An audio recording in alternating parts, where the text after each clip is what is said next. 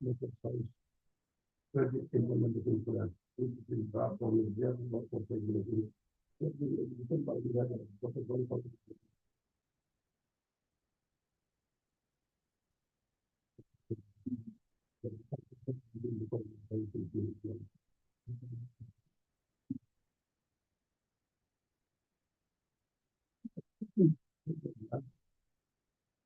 I think it will have to do with the level and then we start saying, well, you know, when I was in the private channel for years, I think we have one extra solution. I think that we have to put in place, but it's a common investment in the star system to create this one. That will invest the program. You will find that they set a NPDB3 set a very high level for corruption and that's the volume what they expect to work and for the volume and then. But the investment by government has been very low. For instance, 2019, government pensions on the NPDB3 was 422 million, 420,000 councils very budget. And 422 million for the year. But in the investment in the year, the government gave us funds to try to get to their target was only 2 million. How can you run a very big industry with 2 million? I think totally the number is very much more. Let's be serious. You want to get things done, you put the money there and you produce it. You don't just found it 2 million. The sector is one, but a private sector is second. Government intervention is very small. That's what you we need to be serious. The government has to be serious. Many of the people in the private sector, they've been doing from their own capital, farming, all our programs. We just trying to get to be able to have regulation and we have a control system and we have a chemical quality so that we are doing that for marketing. People going to the but this is the investment has been very good. And next time they can be all of the other planning happening here and they're meeting organization of the future. You don't have the policy. You don't have the capacity to deal with the industry. So you don't ask for all of the money. So why don't we have the policy and why don't we build our own capacity for industry? Ask the whole policy.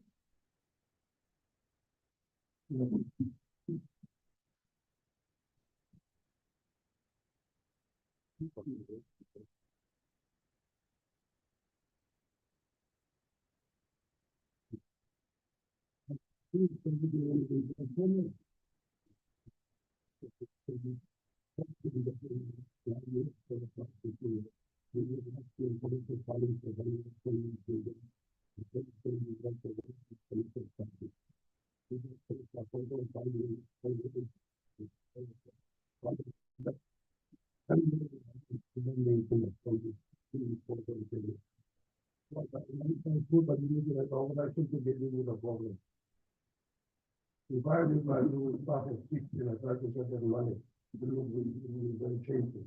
I don't have that. Give the means, you very care about give the means before the cycle is to get it done, you can then give them money. I said, that is a 48 million for value of organization in 6 provinces, 14 million for Georgia organization in 4 provinces, 20 million for the tennis and very okay. You're going to 16 provinces, 20 million for value of organization. That's what we have. But to make it work, we need to have a policy and the institution are very good.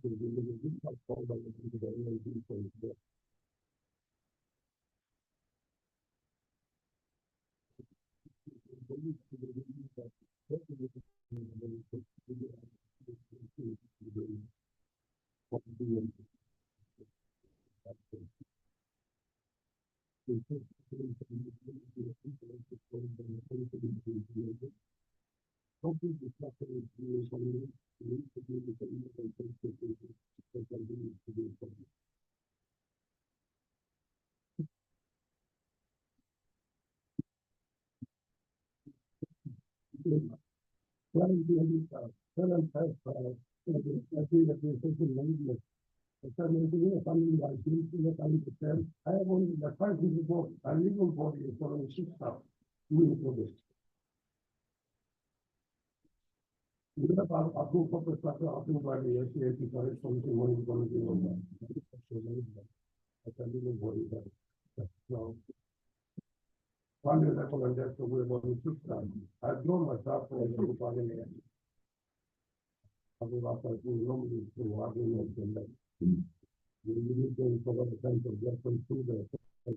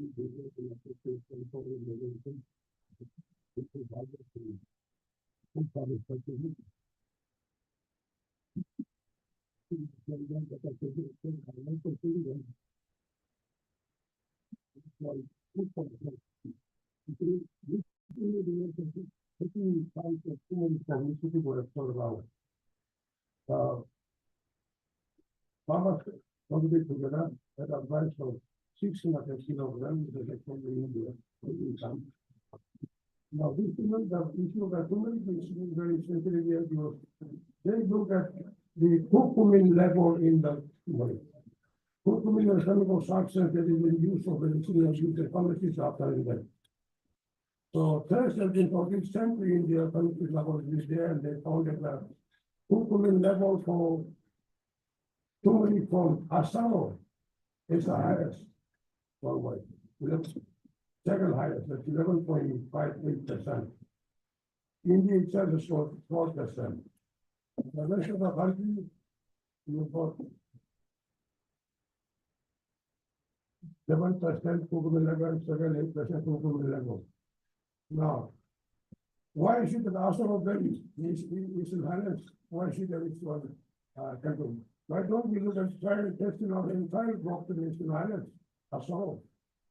So why is it that, maybe climate condition, amino scientists, climate condition, soil condition, maybe the same turmeric.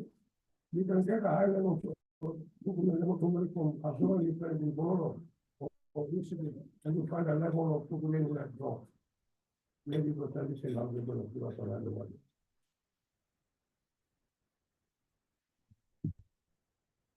This is a field and constant to the farming community and we have to coordinate with cooperation with the potential and different sites for the Okay, talk to the phone.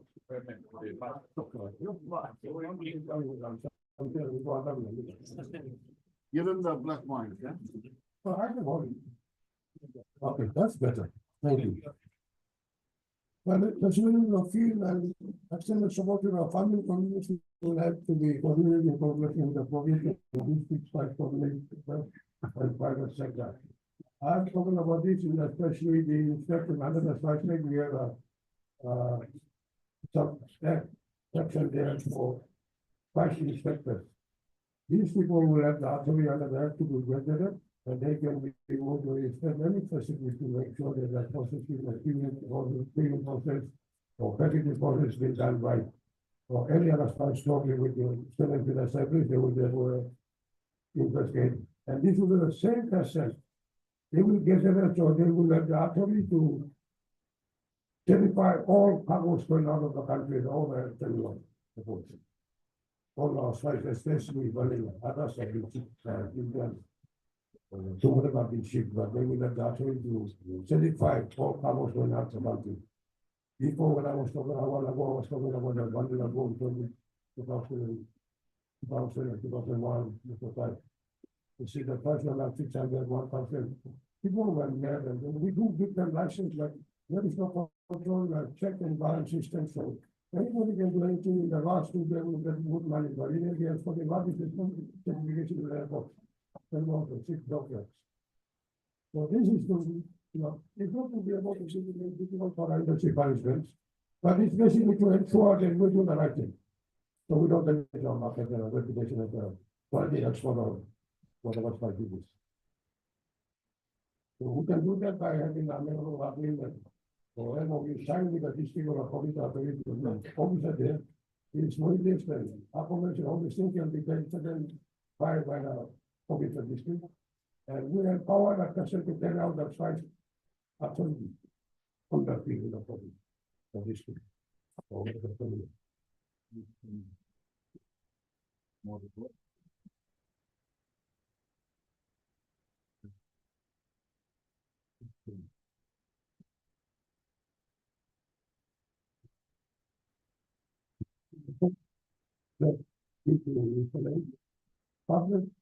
partnership has been a critical reform worldwide. We have committed our work between increasing demand for infrastructure and unlimited budget, public budget.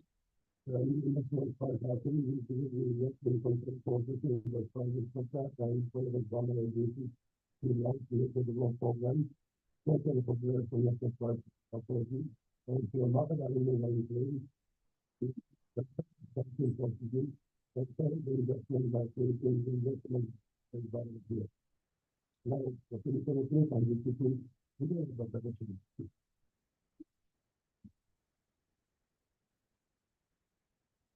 The investment obviously, the research is realized. Yeah, 21 companies, but I think we should look at some certain companies that are ethically involved in sites.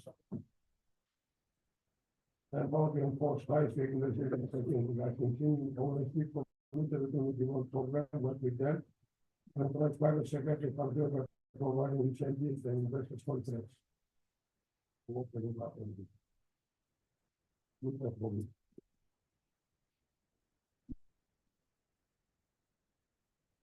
Building the public, publicity.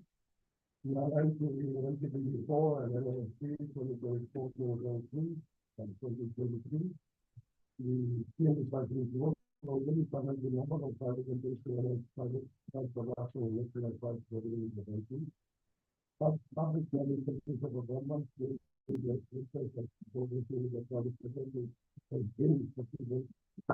That can be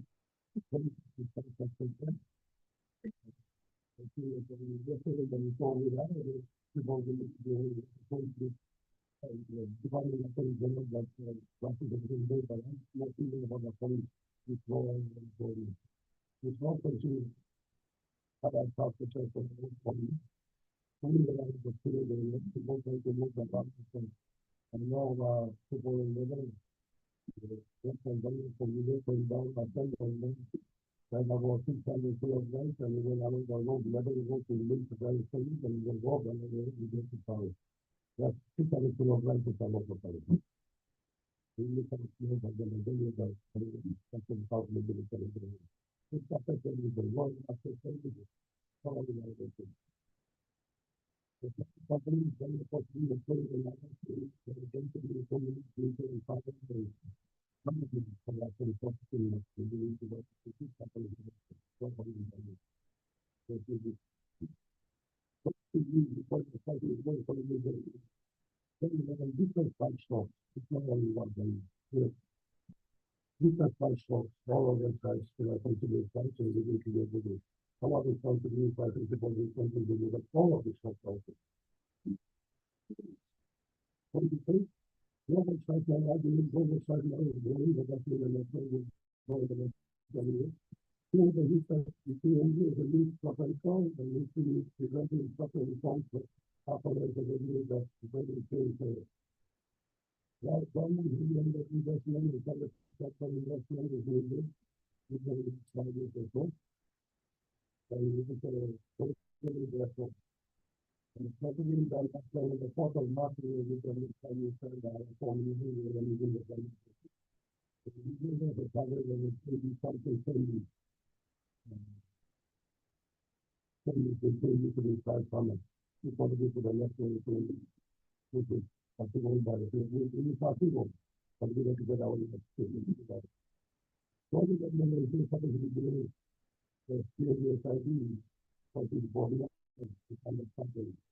So let's talk about the rest of the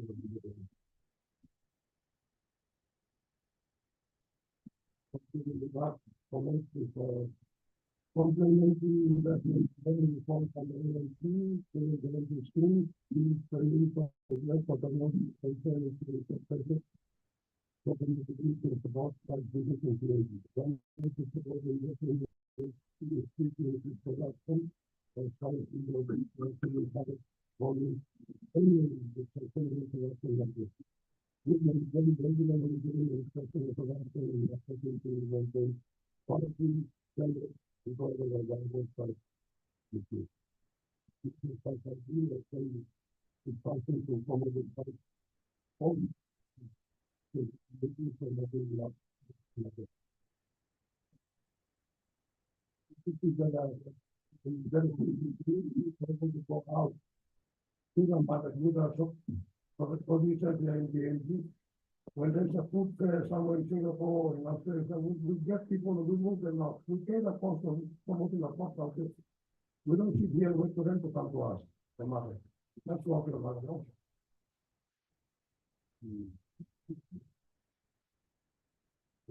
Sometimes for this possible basic matter, and that's why it's going to be fully integrated with the state of the city.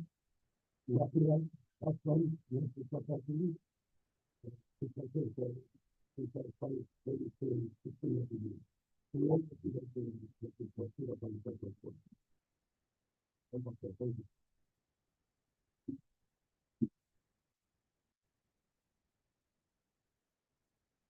Thank you.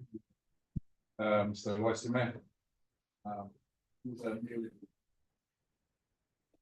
Emerging crops, please take a seat there. We may have our panel members come forward. We will join Mr. Vice Mayor with the feedback and reports. But if there's any pressing question you want Mr. Vice Mayor to clarify.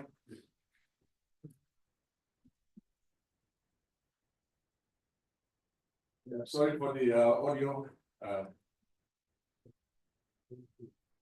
But I think you got a bit of what Mr. Wessinger was saying. The spice industry covers vanilla, which is not a minor crop, but in its export earnings was in the vicinity of 300 million or so some time ago. Almost equivalent to cocoa. It's not bad. Yeah. So it's a serious industry. Although in terms of the government structure, it's been treated as I used to be called a minor crop. We have other spice crops coming up. The turmeric and cardamom came up and went down. Now we have ginger and kava also coming up. But this spice industry has its proponents, and we invite some of them to make up the panel. We have Nancy Erin. Please give her hand. She's a NGO come private sector. Yes, private sector, and also community activists in terms of organizing smallholders very effectively. Zacharias Eco. Oh, sorry. These are names given by the CEO. Andre is coming. Sorry, I didn't get any more particulars about yourself, but you'll introduce yourself. Sawong.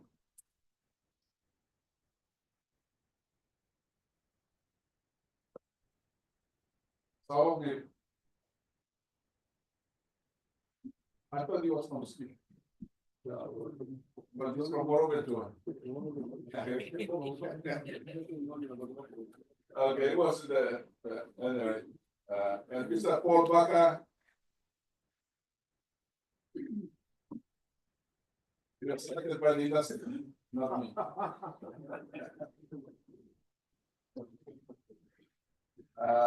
Mr. Lee Kuman, representing provincial government from Iwaka.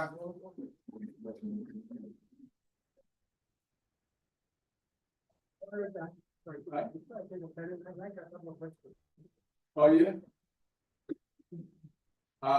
You can. You can ask from there, yeah. You can ask and contribute. I always. We have Mrs. Yellow.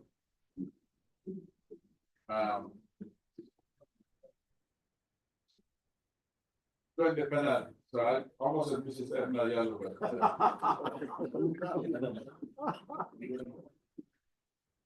She's a champion in the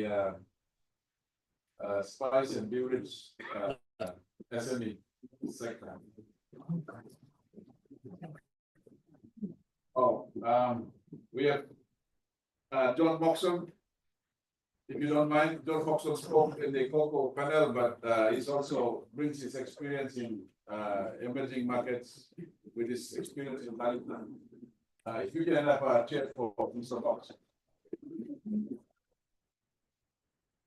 We need a strong man to carry the big chair.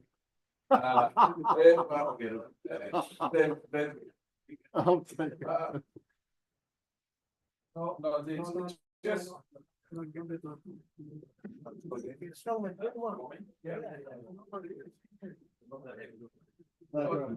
You can come sit here. Yeah. Oh, it's okay then. No. All right. Good luck. And I also like to admit that, our Folks is there, and there also crowd here, if I'm not taking questions from you, please remind me to look, we are not back. We have, Mr. Wasima, the CEO, presented basically the government's position, and essentially, I think we are looking at how the government is trying to organize and come up with policies and sort of interventions that may not resonate with the private sector. I think I could see in your faces. But it is important for the government to do that. But you know, you could complement and have the conversation with Mr. Wasima, which is maybe to take what he's also talking about his own capacity issues, and it's being housed in the in-house issues, etc. But I think we are more interested in listening to private sector and the smallholders. So if we can have Ms. Nancy having start with this with the feedback. You can comment on what the CEO presented, but also on your experience and what you do this class. Okay, thank you. So for just for clarity, so I started a company in 2018 in Papua New Guinea with smallholders in mind. And my company is an international holding. We have vanilla factories in Madagascar, and the person who runs that factory is the president of Exporters of Madagascar. So we come with knowledge, technology, and we have R&D for downstream processing. When I started the company, really what I was interested in was looking at what the market was like and what knowledge was like of smallholders. And I think I can support the Spice Board in saying there's been very little extension work with vanilla. This really is something that's a gap for the government. My company in 6 years, with public-private partnerships and also with donor partnerships, we've managed to train 21,000 smallholders. We've developed agricultural technology for Papua New Guinea so that we know where our farmers are. We have good data on our farmers. We know what they're producing. We know how they respond to training. So if we get poor quality or gradings, we then know to be able to go back, oh, this village, they're not doing so well, let's send some trainers again. Data is really important for all governments, in all products, at all levels, and as a country, you're missing data. This is something that really needs to be done right across the board. In terms of what we've managed to do with vanilla, because we do have markets, I have lots of problems trying to get things into food markets. Vanilla is a food that seems to be forgotten. People who don't have water, who don't have soap, who don't have sanitation. There's an expectation that they can produce food that then can be exported to an international food market. In order to get HACCP certification, these people need water and sanitation. And so the next thing the government could do is we could bring downstream processing to buy green bean, which is what happens in Madagascar. That happens again because of a lack of sanitation in rural areas. But the thing that is quite interesting with vanilla, you need 6 kilos of green bean to make 1 kilo of finished bean. Lots of people don't understand the price difference. So this, I think, will be resistant in PNG, that people will see a price for 200 kina, let's say, for finished price. They're not going to want less than 50 kina for their green bean. So the dream of downstream processing requires training, extension, education, because if there is downstream processing done here, then that would absolutely open many markets for PNG. Something that Indonesia did a few years ago was they made all exporters by law have to have HACCP. They had to be food standard in order to be able to export. That immediately signaled to the market that their vanilla was at a higher standard. And today, most vanilla per kilo from Indonesia is worth 15 to 20% more than Papua New Guinea vanilla. So if you've got a border with Indonesia, immediately you walk it over the border, it's worth more. This is why you've got this unregulated trade on the border. A lot of people are selling beans which don't meet food markets, and Papua New Guinea, outside Papua New Guinea, is known for poor quality. This is why we've spent so much money and time and effort trying to improve the quality to get into those better markets. PNG is still the 4th largest producer in the world, but costs are expensive, freight's expensive, security is expensive. So why would people buy your products? It has to be that there's consistency and quality.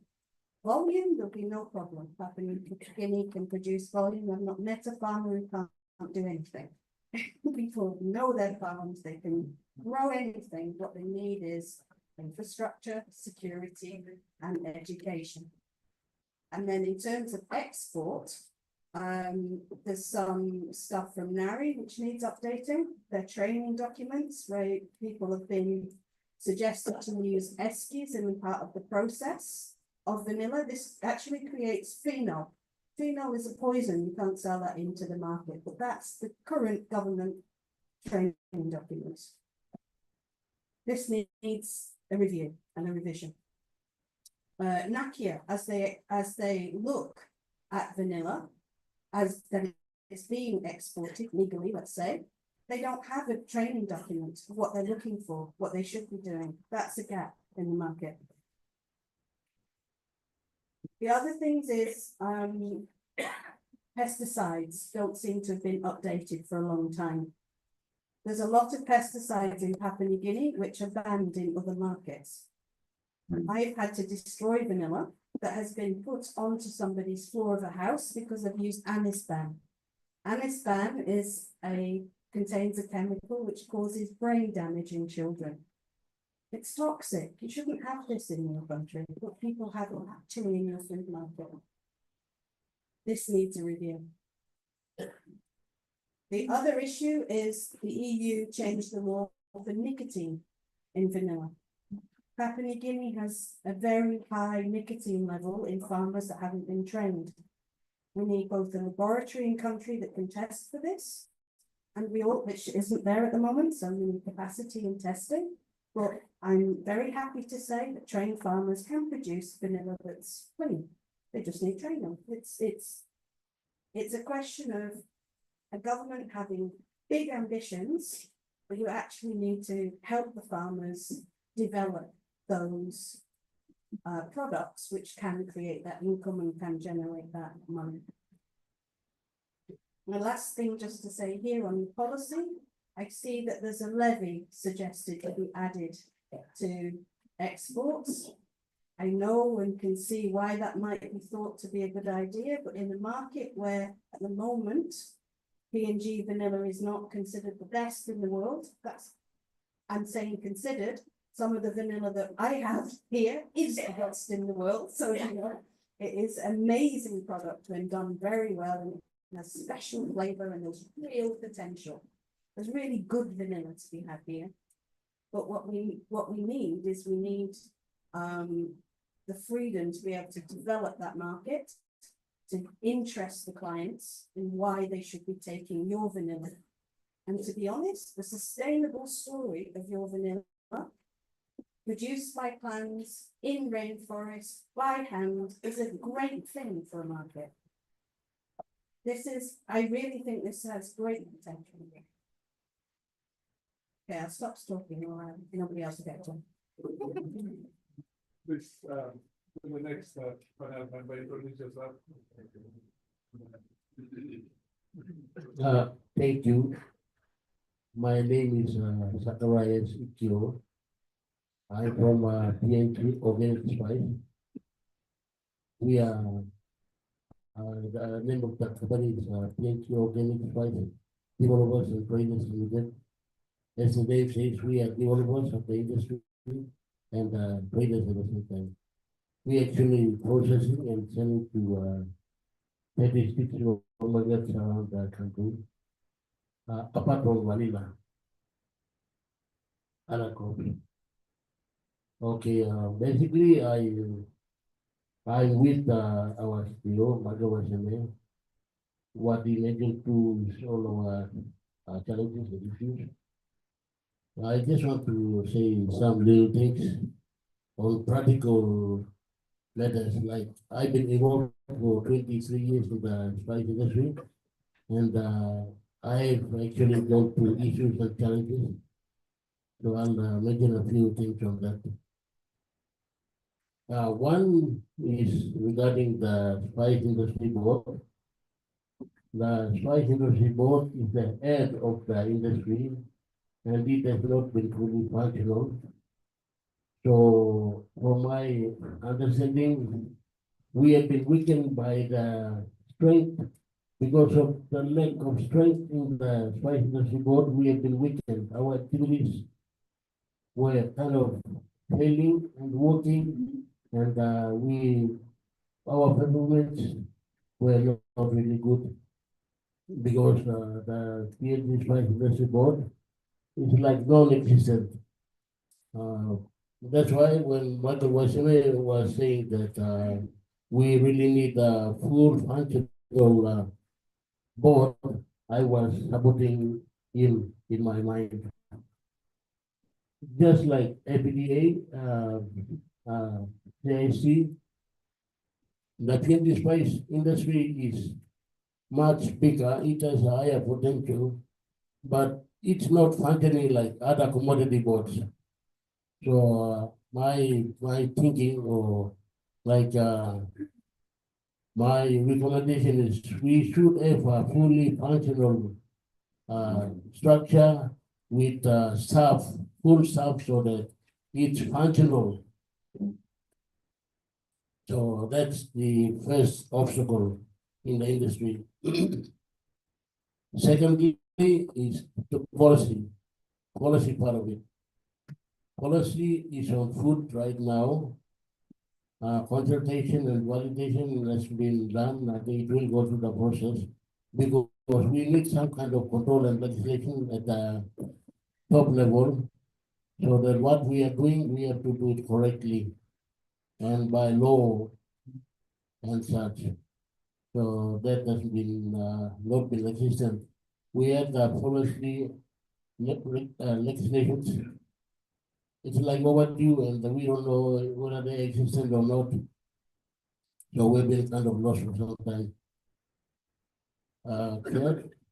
Thirdly, in the spice industry, the spice industry, as I said, because of the lower capacity, all the work has been done by the private sector. Vanilla and all other commodities like cardamom, ginger, turmeric, chilies. For me, I've been involved in the island region. I used to carry out extension work in the island. I do my own nursery. I supply to the farmers. I go and visit them, give them advice on what to do, how to plant, how to prune, how to harvest, dry, all this stuff. So I have about 336 farmers right now that are on my list. But then I've supplied seedlings and seeds to so many, and I understand there are about 800 farmers out there. But because of poor market access, I don't know what they are really doing. I have no vehicle to go and visit them too. They are out of my reach. For those 336, I know them. And from the 336, I buy products from only 25 or 26 because of poor market access. We are providing extension, and we are also doing processing, and we are buying products from them again, and then we are reselling. So all this time, because of lower capacity, we have been using our own money to please farmers, to keep them doing what they are doing. That's why we have not been so sustainable over the years.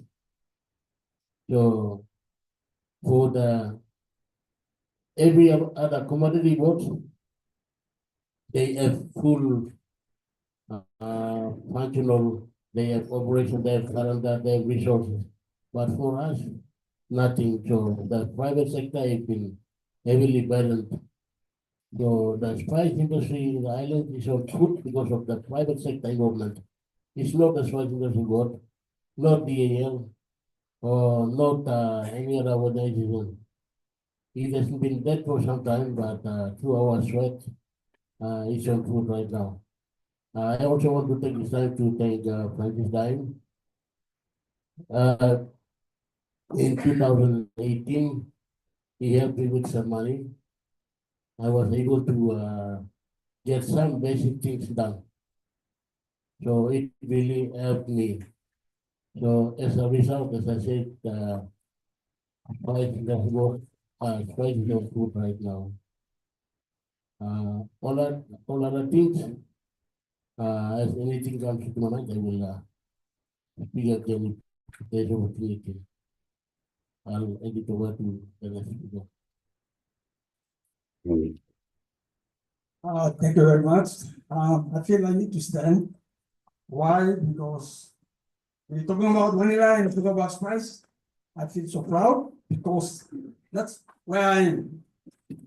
And I met my brother, Chief Executive of the Spice Board, Michael, since the inception of vanilla program in East Maprik and up until now. So thank you very much. I acknowledge your presentation, and this is exactly why I have to travel from Woodward.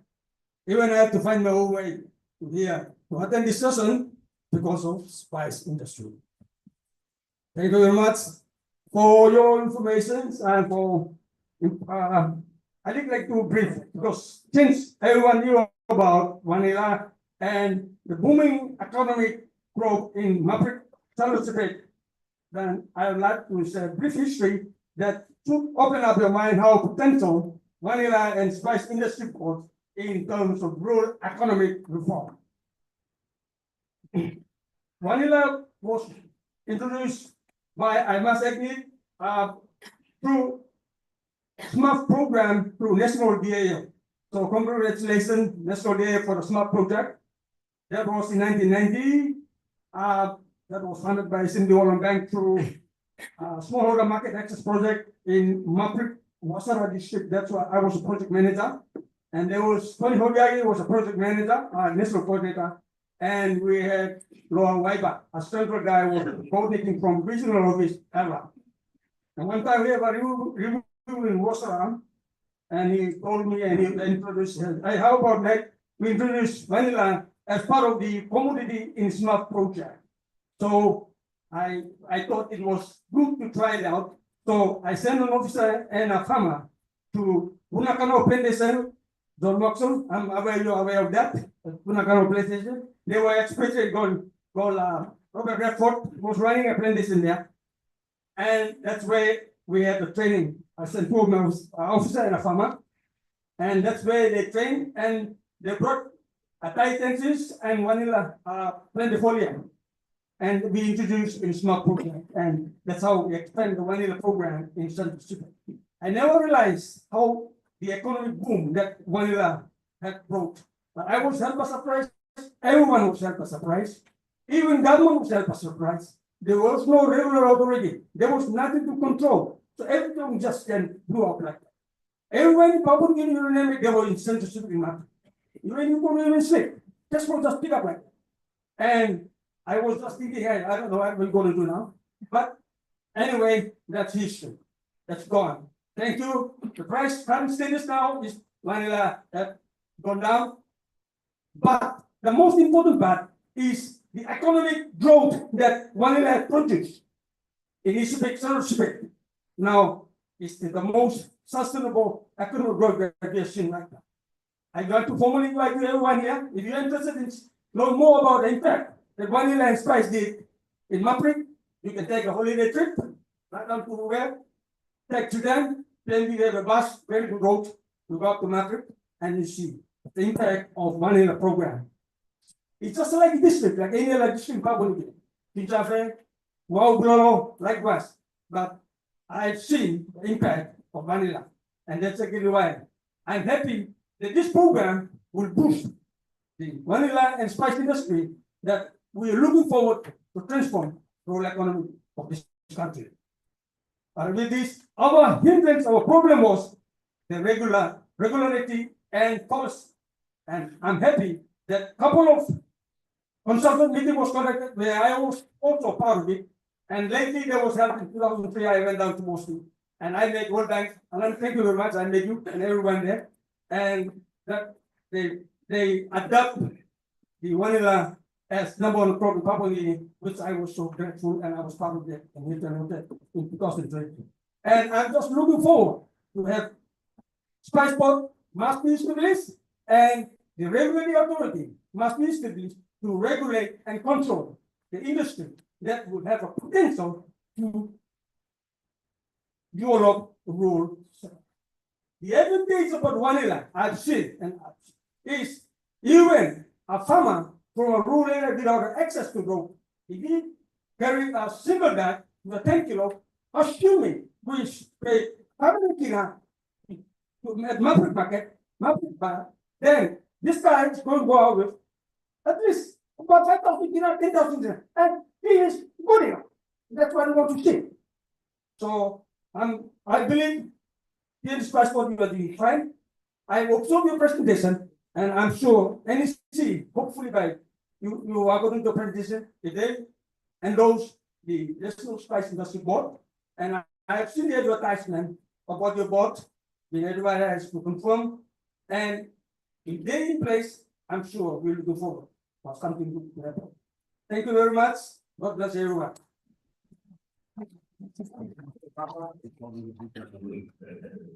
There we are, change of Pacific. In 1700, the year 1700, Right. a few years back, I wasn't around, nor was John Moxon, but unless he got reincarnated.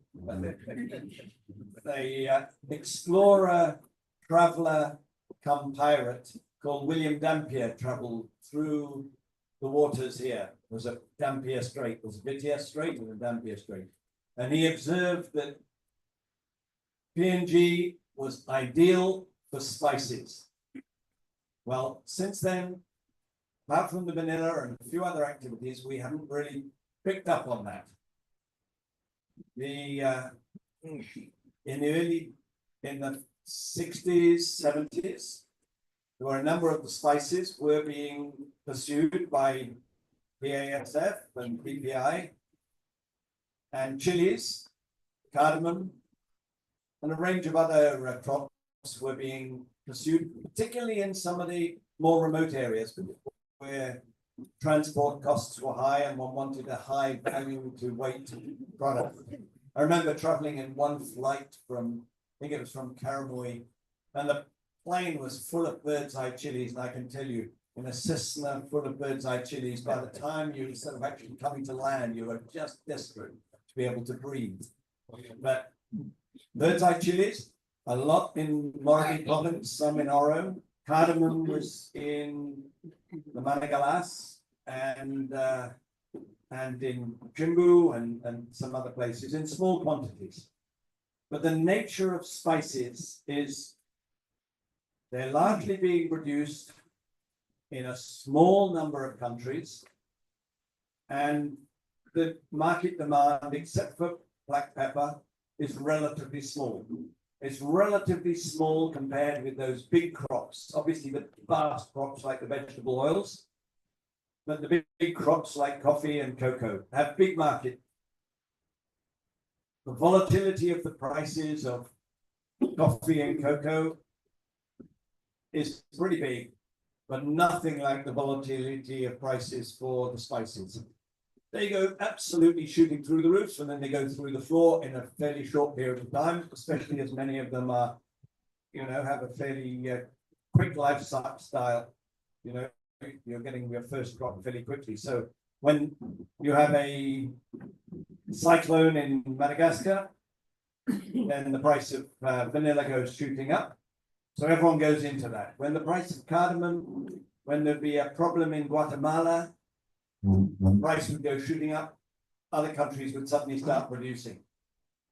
And that encourages, of course, this perception that you can make a lot of money and you don't necessarily make a lot of commitments. So you ended up with the first vanilla boom went bust because people were throwing in all kinds of junk into their bags. And then P&G went onto a blacklist.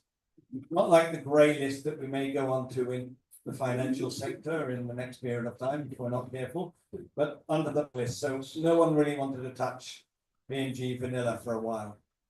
Cardamom, we were producing, like Nancy was highlighting, we started producing some of the best cardamom in the world, but we were also producing a lot of junk. And the best cardamom has to be parrot green, has to be quickly dried, and it has to be packaged so that you're not then going to let in moisture, and then it goes damp, and then it it loses its color, and the value is really low.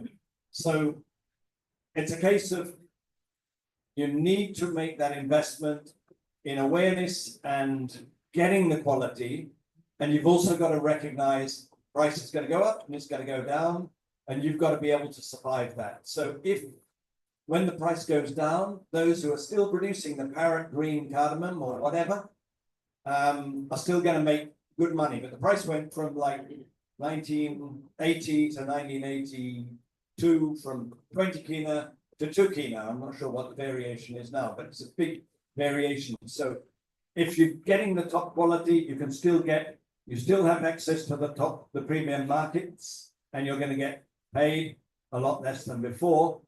But if you're producing the junk, which is often smoked cardamom or smoked chilies or smoked something else, no one wants your product.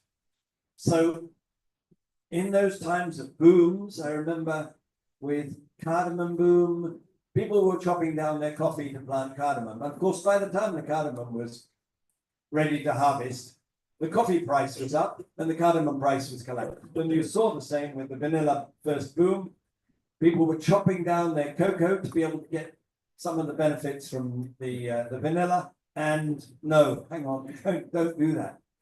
Look at it as a wonderful bonus, a supplementary crop. Get the skills so you're going to produce a quality product, but don't abandon your other products, which are going to be there for the long haul and are going to give you your bread and butter. So what government can do, yes, the Spices Board, yeah, don't put on big tariffs on Spices Board. We knew that when we first set up the Spices Board in the 1980s. The idea was not to go and put on a cess or a tax, but to actually have the government initially providing that support, because you don't want to burden an infant industry with a load of extra costs. So let the state contribute and pay for those, but coordinate your activities. Information is crucial. In those days with the DPI, we used to have an alternative crop news that provided a lot of information about these alternative minor crops, whatever you call them, minor crops, and these included the nuts, they included the spices, they included the essential oils. There are different ways to extract and to get value added. So there was a lot of work being done on essential oils in lemongrass, but also in cardamom and other things, ways to get sort of a boost. So do the research on the production side and the post-harvest side to be able to look at the major opportunities, but also have information, get the information out through whoever is out there in the field. You don't need an army of extension people. You use the people who are in the field, but you have capable people working in the research stations, and yeah, the entity can have standards. So the Spices Board can have standards, but don't go too much, of the oversight and the cracking of the whip. But yeah, do have certain standards and information to the farmers that if you produce these things, you're not going to be getting the prices. Yes, there are things like stabilization mechanisms, but yeah, let's not over complicate the whole thing. They have their value and it all depends on, and it's complicated to manage all of that and it requires a lot of transparency and credibility of the players who are managing it. Otherwise, it's better to let the farmers have the best price that they can get at the time. So there's a lot there that can be done to support and give the opportunities to farmers to grow spices, to let them be a supplement in most cases, but in some farmers may be specialized. Some may want to specialize in more than one crop. We used to produce some of the best bird's eye chilies, and it was quite a big market, PNG, but you know, we let it go. So, but one's got to have variety and one's got to have standards, and farmers need information.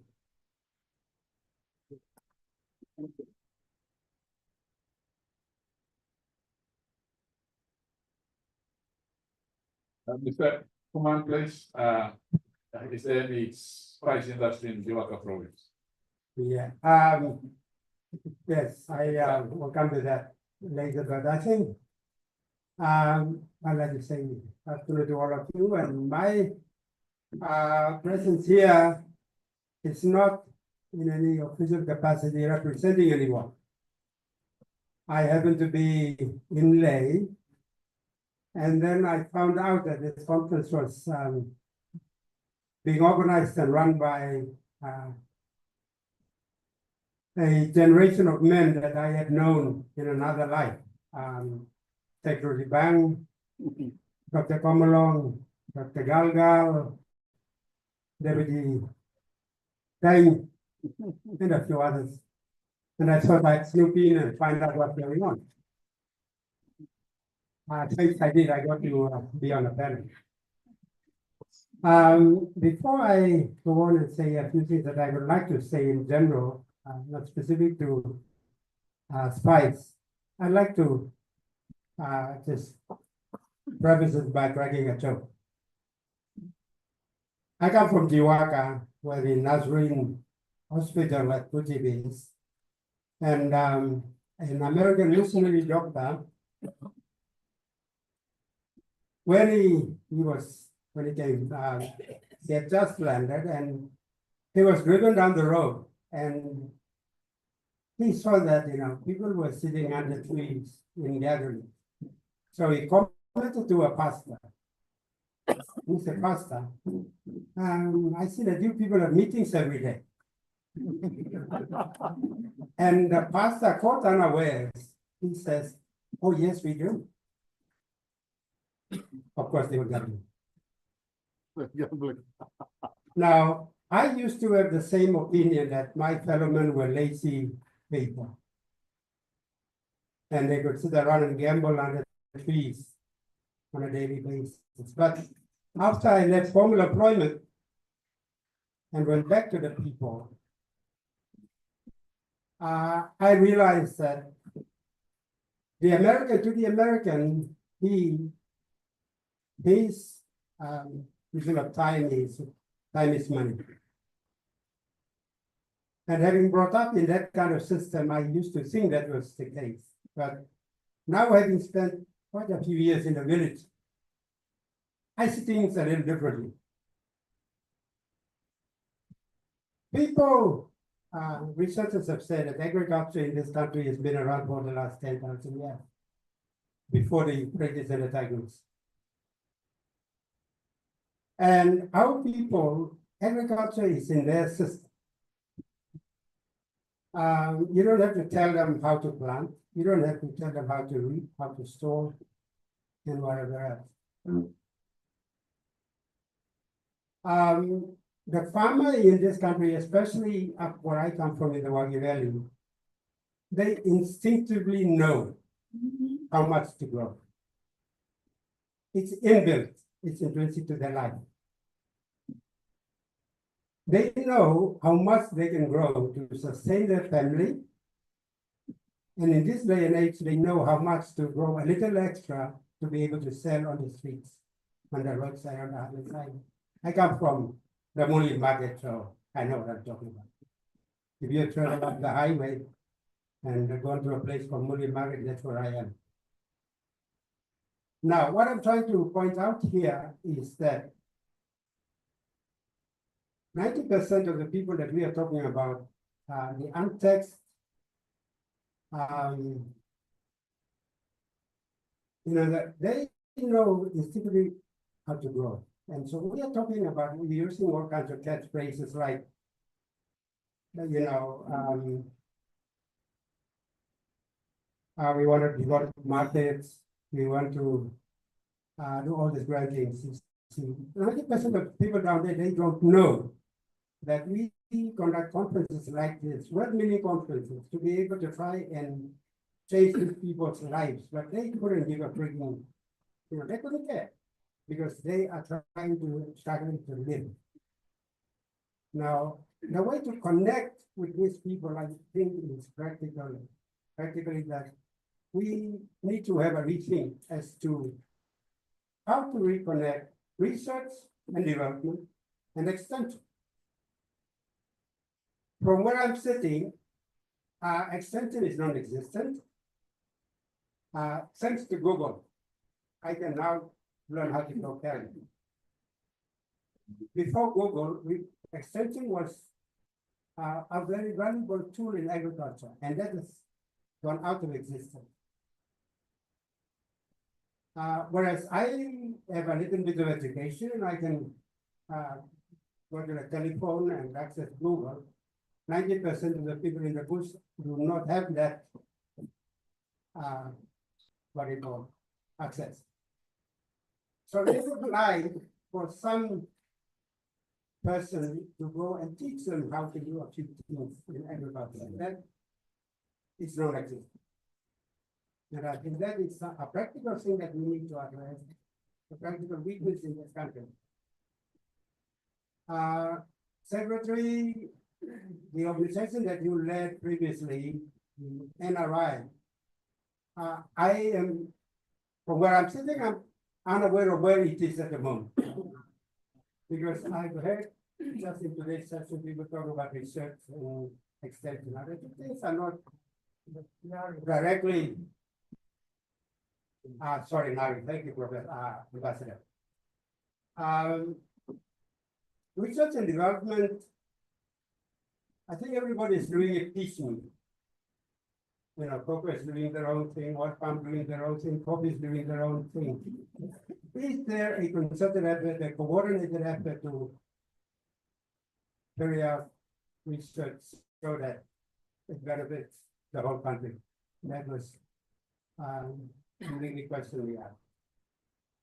But going back to the farmer, the card player, he has all that extra time to, like I said, he instinctively knows how much to grow. So once he figures out that he's cultivated enough cocoa garden to be able to feed his family of wife and 4 children, and a little extra to sell on the roadside, he will stop with it. Because there is no incentive for him to be able to spend that extra time to cultivate that extra piece of land, although he's got hectares and hectares of land sitting idle. Now, what we need to do in this sort of gathering is to be able to do something to get these farmers' interest. And how do we get that interest? We need to provide, you use that phrase like infrastructure development. The government needs to really seriously look at how to get the farmers' crop in Wagi Valley to the supermarkets in Lake and to Wall Street. This thing is we talked about, but it's only being lip service. No, really is getting seriously into doing that to be able to get that farmer to be able to grow that extra cocoa, to be able to ship it to Lake and to put it on the ship to Wall Street where the market is. So, ladies and gentlemen, the point I'm trying to make is that to be able to commercialize agriculture, where I come from, you cannot expect a person to grow. I am an individual who owns about 42 hectares of continuous land. I probably am the biggest landowner in the world, by that definition. Every farmer is got maybe 100 square meter cocoa plot here, and another 100-meter cocoa plot over there, and maybe another out there. So you cannot expect that guy to combine those three plots, because if somebody else's plots are in between. And so he cannot plant those and combine those to make it an affordable, a profitable venture in commercial farming. We need to find a way out of it. And so, those are practical things to get farmers to be able to go from subsistence farming to market farming or commercial farming, because there are limitations, physical, traditional, cultural limitations that that are limiting farmers to be able to go away, we policymakers want them to go. So there has to be a connect between the realities of life, the realities of society, the laws that govern social frameworks and people's lives, and to the modernistic issues that we want to superimpose on those societies. It's a big problem. So I think that we need to look at it deeper to be able to, when we want to conceptualize things like the kind of things that we're discussing now, we need to relate that to the practical issues of 90% of the people in the villages, in order that we can achieve something to raise that bottom standard of living, the lowest common denominator in terms of their livelihoods. I think we need to correlate those.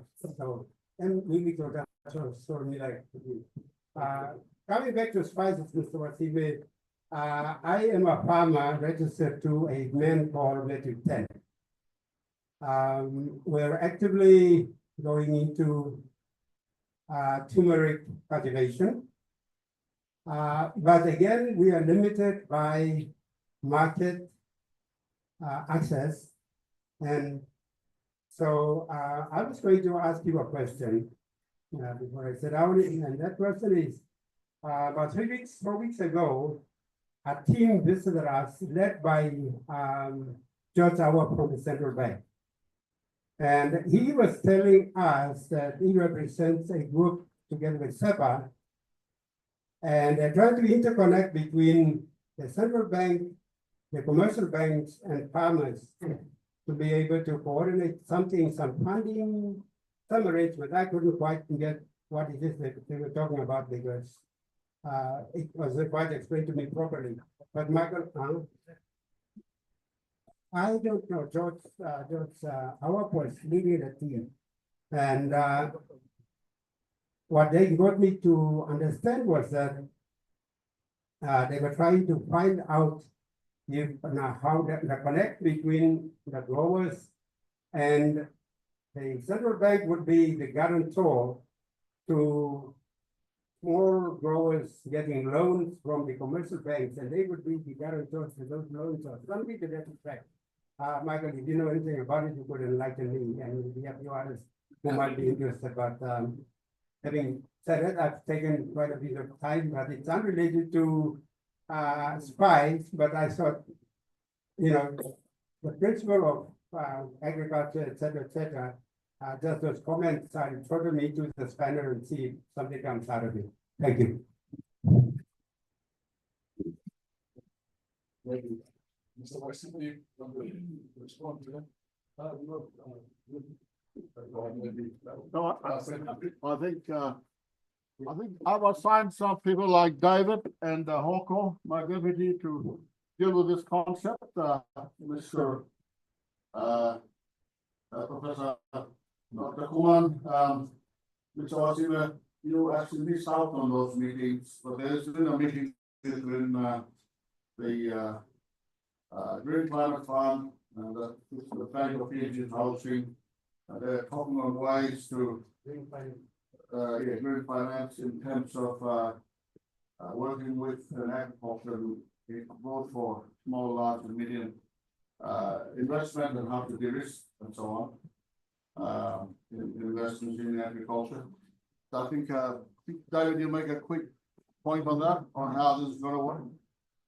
Or actually,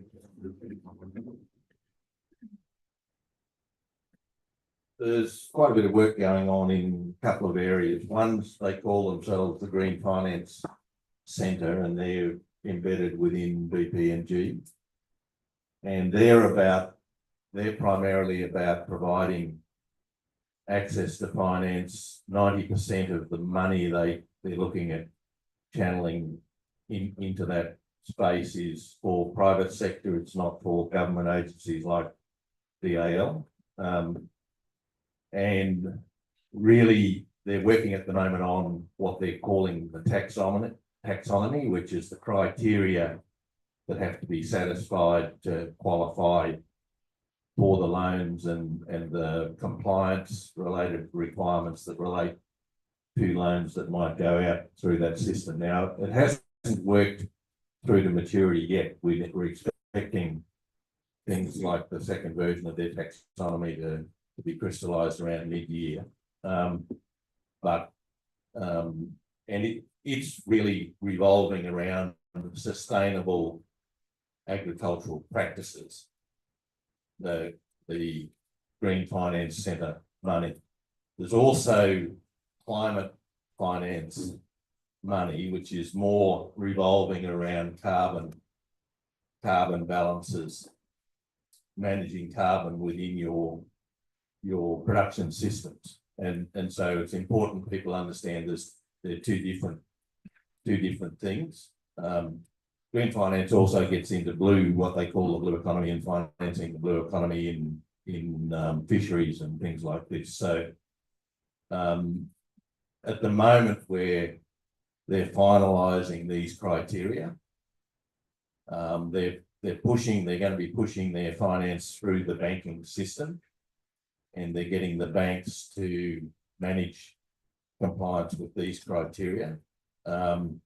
And in that process, there's a few things that they're concentrating on. One is de-risking the loan financing systems with agricultural operators, because there's this perception in the banks that everything agriculture is super high risk and we don't want to go near it.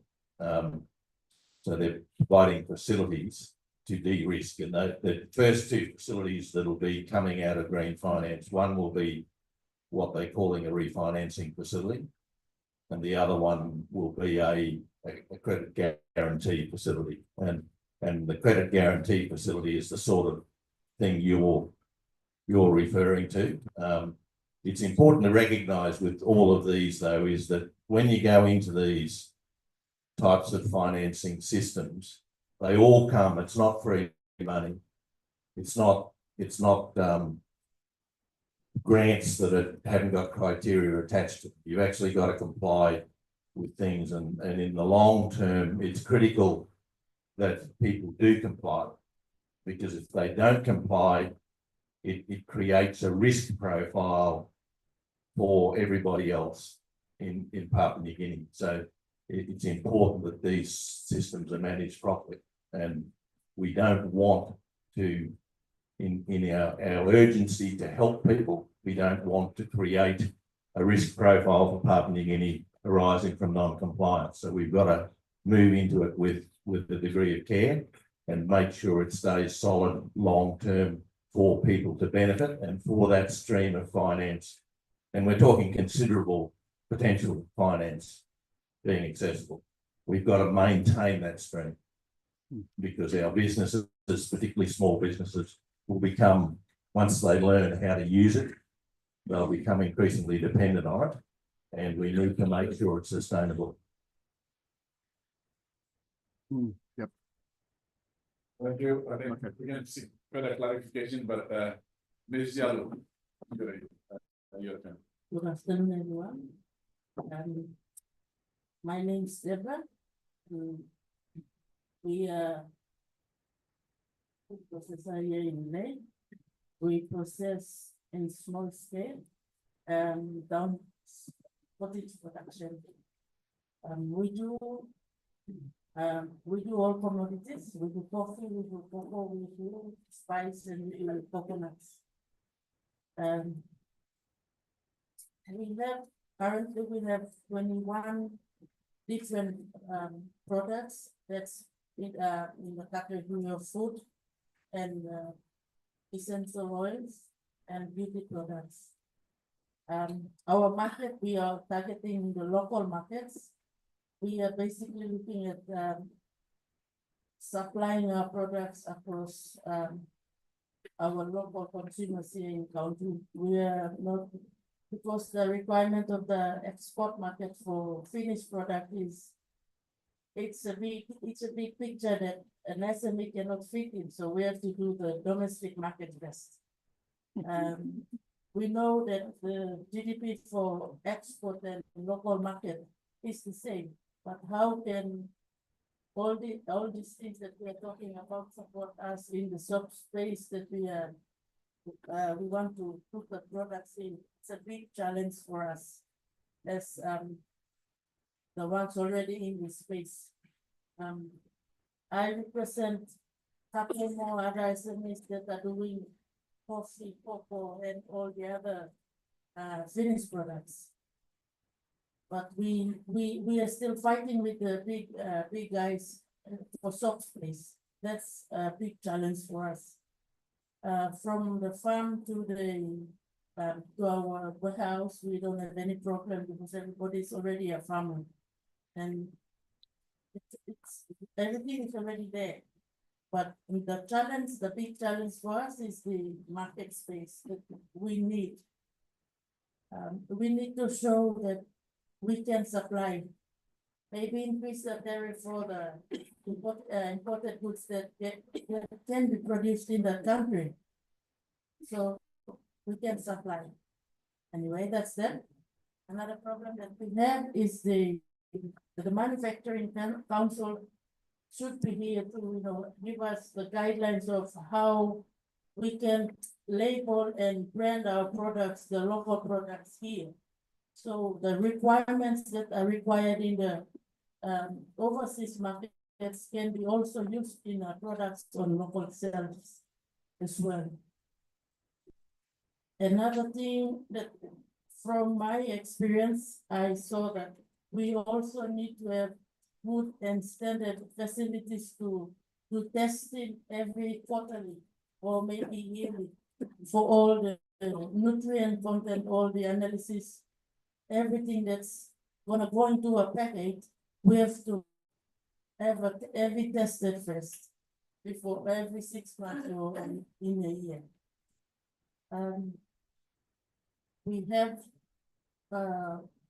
We don't want to have a large group of farmers. We have less than 500.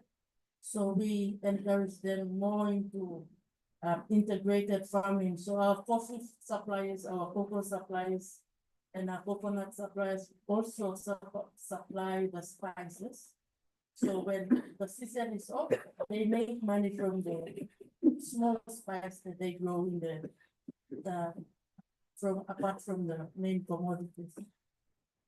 We've been doing this for the last this is the 4th year now. We are proud recipient of Sustainable Awards, SME Awards, but those awards are just recognition. We need to have something to upscale. If a big company like P&G wants me to supply a container of turmeric powder or ginger powder, I don't have the capacity to supply them. I don't have enough commercial machines to supply them. So that's where I would like to get assistance from this kind of conference we have had. I think I don't have a lot of things to say. The main challenges that I have are putting it away. You want to see what some products on display on the other side? You can have a look at just some of them. We have others, but if you want to get something for yourself, you ask, can we give you something? Thank you very much.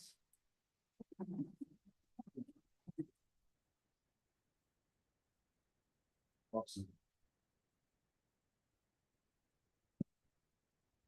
Thank you. Yeah, this is the original version. It's not the intelligent version. Yeah, thank you. So I've been asked to talk about the Garlic nut value chain. I'd like to spend a few moments talking about the Gallup story, if I may, because it ties up research with the rest of the Gallup chain that followed it. So I was at NARI at Kerouac in 2000.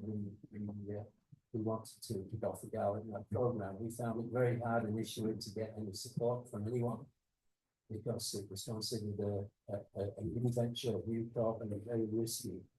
We went to ACR, they said it was too risky.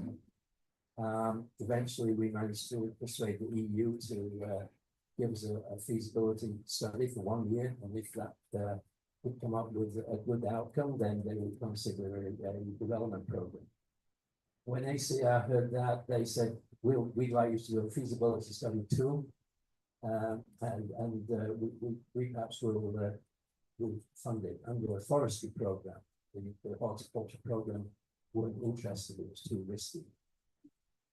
So we did the two feasibility studies. One included all the spices, not all spices, but many of them. It included vanilla, pepper, turmeric, ginger, nutmeg, and garlic nut. And after our evaluation, we came to the firm conclusion that garlic nut was the best bet for us to follow. Around, I'm not sure the exact year, but around 2002, 2003, the DAL commissioned an external horticultural review by Andrew McGregor on Fiji. He went around the country, spent many months, and wrote a big, thick document of his findings. He concluded that tree nuts offered the best horticultural prospects for Papua New Guinea, which came along very well with what we found with our studies.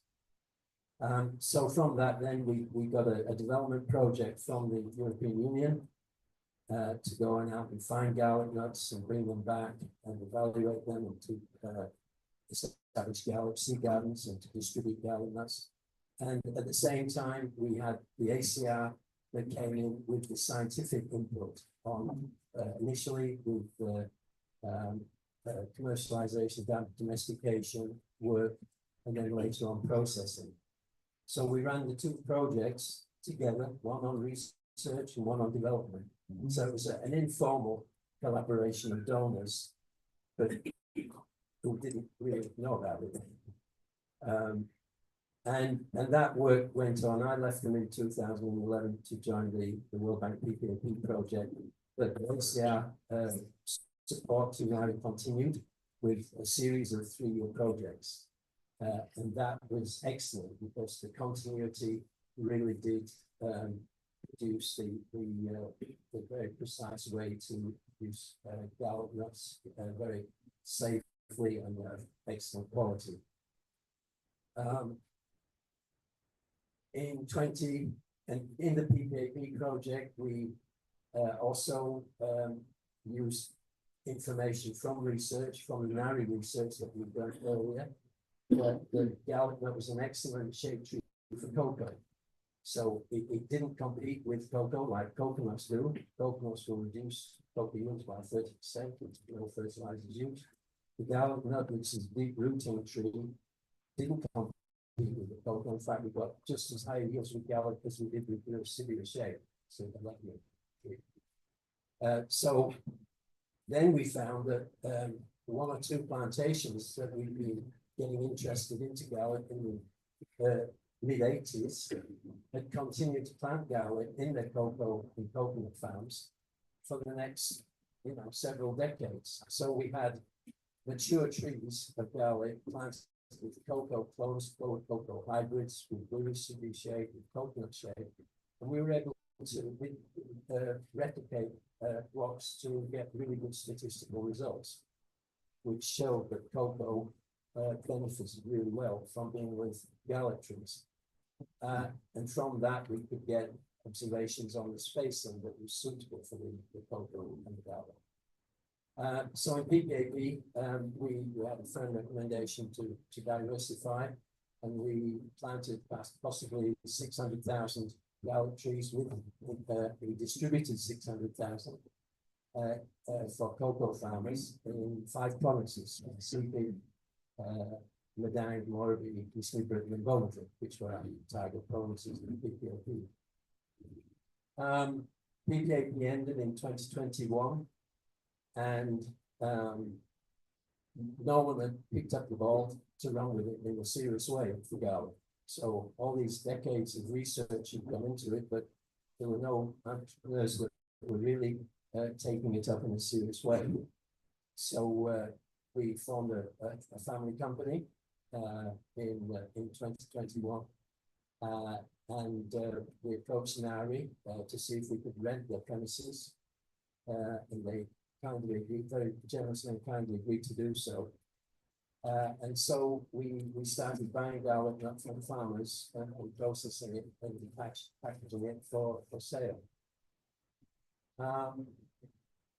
So the garlics grow throughout the lowlands, wet lowlands of PNG, from Oro right up through to the Irish Island and the Islands region. But it's only found in Melanesia and Vanuatu, Solomons, PNG, and in India. So the rest of the world really doesn't know about garlic unless the people that locally worked in PNG and went back overseas. The world simply doesn't know. And trying to find distributors and retailers who are prepared to take a new crop that can only be supplied in small volumes we found it almost impossible. We tried and we tried in Australia and elsewhere, and they said, we don't know it, it's too risky. You know, you have no food safety certification, you've got no analysis of it, and so on. So then we realized that the domestic market was far too small, and we had 3 objectives. One was to provide a new cash crop for packing wood. Another one was to provide a new income for farmers. And the third one was to introduce garlic to the world. So we realized that we started off and we produced our own packaging, our own labeling, with barcodes and QR codes and so on. And we started selling on the domestic market. And we still do sell repeat orders every month to our customers in Moresby, Val, right? Some other private places in the country. But we realized that for an industry, a new cash crop industry to emerge, we had to aim at the export markets, higher value and higher volume. And of course, the nut industry worldwide is huge, and it's growing every year. It's a health food. The prospects for nuts are just limitless. So we had to work out how to get this onto the world stage and to get distributors and retailers interested. So we invested heavily in international food shows. We attended around 7 in the European Union, in England, in Australia, and one of my daughters in America, in California. And we won 2 awards. We won the South Paris Innovation Award in 2022. That South Paris is the biggest trade food show in the world. There were 7,000 exhibitors like ourselves, and about 240,000 trade visitors during the 5-day period. So the biggest food show in the world. Almost every country in the world was there. We won the South Paris Innovation Award.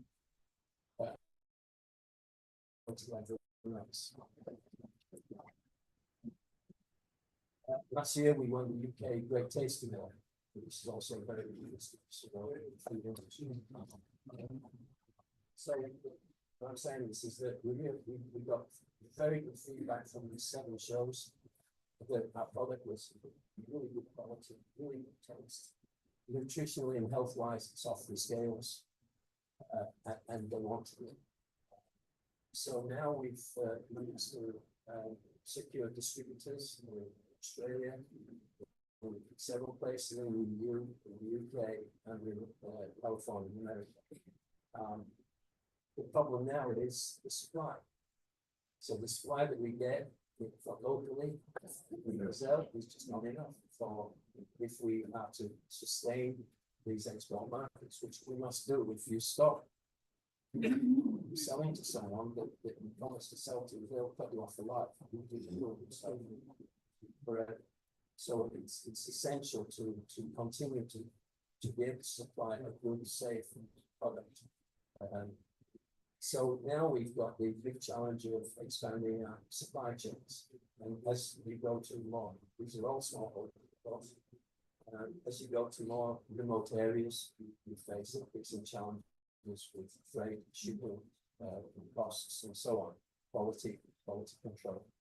But that's the nature of the job as we move from medium scale to a medium scale operation. Then we have to gear up everything. We have to get more processing. We have to, and because it's a new industry, the processing equipment is really not there. So we've got to get equipment that scales up, that can do the job properly, and test it out and then use it. So this year's very critical for us. We have distributors established. We've got new packaging coming from China, and we have to get the supply chains moving in place. But it's exciting. It's challenging. It will take a lot of knocks on the chin, being the first one to enter these export markets, which is new product, which got more down. Freight challenges are considerable. You can only we need to keep our product at 6 degrees if it's going anywhere overseas. So getting a reefer, you can only get 20-foot reefers out of Papua New Guinea or 20-foot containers. We can't free a 20-foot container without packet. We can then get it down to Brisbane or Singapore, then we can move to half containers or 40 containers to go to where you want it to go. The costs of the freight and so on are all challenges. Logistics at the other end too. If you send out to America, you want to have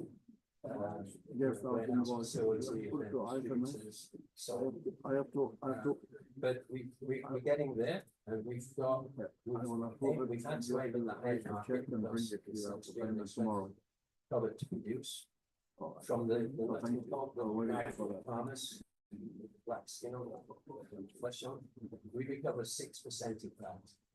At the end of the final product that goes into the bag is 6% of what we buy from farmers. 60% of gold, 30% in shell, lobster. But we're getting there. It's been a long journey. But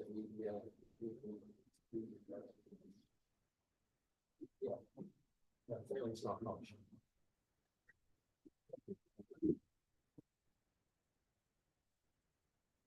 Thank you, Dr. Moxon. We're not going to mic to the floor, and I give this mic to you want to say? Okay. Yes, just to add on to what I was saying, I think personally, I think a good recommendation to go forward to the government would be that we are talking about a 1 million jobs to be created. Now, we all know for a fact that the only way to create that 1 million is through agriculture. I mean, if Wafi Ngolpu and Feeder River, these could come online, but you are talking about 4,000 to 5,000 jobs at best. And let's be real. I think a conference like this should recommend to government how this country needs to create jobs through the agriculture sector ASAP to contain the masses that are floating on the streets now. We always talk about time bombs and all those catchphrases, but I think in reality, if we do something substantive like recommended to the government how we are gonna create 1 million jobs through agriculture, this country will get somewhere. Thank you. Thank you. You can be the mic from Mr. Goro for the floor. We'll get some comments from the floor, but I'd like to basically, just, reiterate perhaps our panel here. We have, individuals here who have really taken their own initiatives and basically championing their own, products. And we have the government here, trying to set up to coordinate. So yeah, stories from, this, nice, and the, organic spice and the history from the vanilla. I think, Paul Duncan knows all about your story since 1700s. And, Deborah, and, rich stories, these are rich, case studies we need to document well, and support these champions, otherwise, you know, sometimes they burden very too much. If they drop it, that's opportunity is lost. I think that's the risk we have here. And I'd like to acknowledge, my former lecturer and, Deputy Vice Chancellor for UPND, Prof. Nick Oman. Thank you for sharing your insights after retiring. And still active there. So we take, some questions from the floor for clarifications. Yes, I've neglected this part, so I think we'll go to, Mr. Ombunaka, please.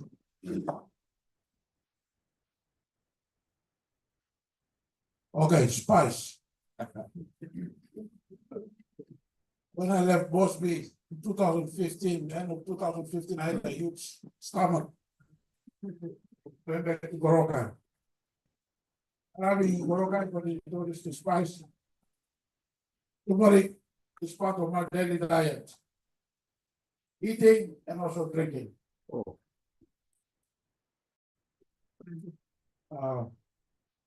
I would add that cinnamon as well on top of that as well. Food and in drinking. So probably my stomach is a bit. Okay, now then it goes. That's the power of spice industry. We have not really marketed the importance, the health benefits of spice in this country. Because in Papua New Guinea, we grow up eating a full cow, sak, banana, and a huge piece of meat. That's why our stomachs are growing. Seriously. Spice is an Asian culture. Look at our colleagues from Asia. Don't tell me they don't eat a lot of food. They eat a hell of a lot of food, but spicy. Anyway, back to the PNG Agriculture Commercialization Diversification Project. Yeah. Diversification. So in PACD, for the coffee component, we have a diversification component that we support the spice, honey, native chicken, figuring. Sadly, in Morobe, for some reason, we don't have partnership here. But we have partnership in Eastern Highlands, Simbu, Jiwaka, and Western Highlands. To the tune of nearly on a component 6.25 million kina supported by the project. For spice, as we are speaking, Eastern Highlands Province, we've got 5 lead partners from spice. I'm surprised Zacharias failed to mention that you are a beneficiary of this component. For 5 of them, in Eastern Islands, we support 5 partnerships for over 750,000 kina. Spice. Turmeric, ginger, looking at upscaling, getting them opening up or unlocking the bottleneck so that they become more commercial than they are at the moment. They are, but whatever the needs they are, we are going there to support them. By the time project ends, Zacharias will be a very familiar person in the spice industry. He's already familiar enough, but he'll be more familiar. More famous father. In Simbu, we have 1 for 96,000 kina. Jiwaka, we have 1 for 150,000 kina. We have 7 partnerships to the tune of 1 million kina that we are supporting through this project. PACD. Whilst I had the floor for honeybee, we do have in PPAP. When I arrived on the scene, we invested over 2 million kina, and we've expanded the industry that was already dying, was dead, in fact, or nearly dead. And we selected the honeybee industry in the Eastern Islands, Simbu, Jiwaka, Western Islands, Enga, and Southern Islands. Under the current project, honeybee industry, we are investing 1.5 million kina for now PACD. PPAP was 2 million kina. Native chicken, Eastern Islands, Simbu, Jiwaka, or Eastern Islands and only Simbu, we've got partnership to the tune of 500,000 kina. Ducks, only in Western Islands province, for 140,000 kina. And of course, the biggest investment in this sector is the piggery industry. Eastern Highlands, 840,000 kina, Simbu 825,000 kina, Jiwaka 406,000 kina, and Western Highlands province. It's a very big industry in Western Highlands province, nearly a million kina, 994,000 kina that PACD is supporting in this space. Yes, we keep on talking. Some was silently doing the groundwork. Thank you. Yeah. One thing I forgot to mention, I think from realizing from what they're presenting is that these crops that they're promoting are really ideal, small for households to grow and to sell. I promise I'll get a few more from this side before I turn my back on them. Others, yeah, sorry. Elias, Mr. Codex. Thank you. On behalf of my secretary and my top management who are sitting here, and also Dr. Sipikan, who was the previously he was the former CEO for spice industry before, and then he went up to acting secretary and he's now busy for Larry. This is in regard to these are emerging crops that we are talking about, and I am really interested and I'm interested to participate in this discussion. So for the development of the vanilla study, we work together with the National College Committee that is under the Department of Agriculture and Livestock, and we have the National College Committee that is also made up of the trade industry, commerce, illicit, and all those people. I think spent with Nancy, and then initially we did an assessment in Eastern West Pacific provinces where it took about 2 full weeks for our officers to do the assessment there. And as a result of that assessment, I think the end products that we were able to get was to work with our consultant Nancy to come up with the export guidelines for vanilla and BSS standard, and also the it was funded under the United Nations Trade Assistance Development Program, UNCTAD, So it was, this assistance came through the Department of Foreign Affairs and Investment.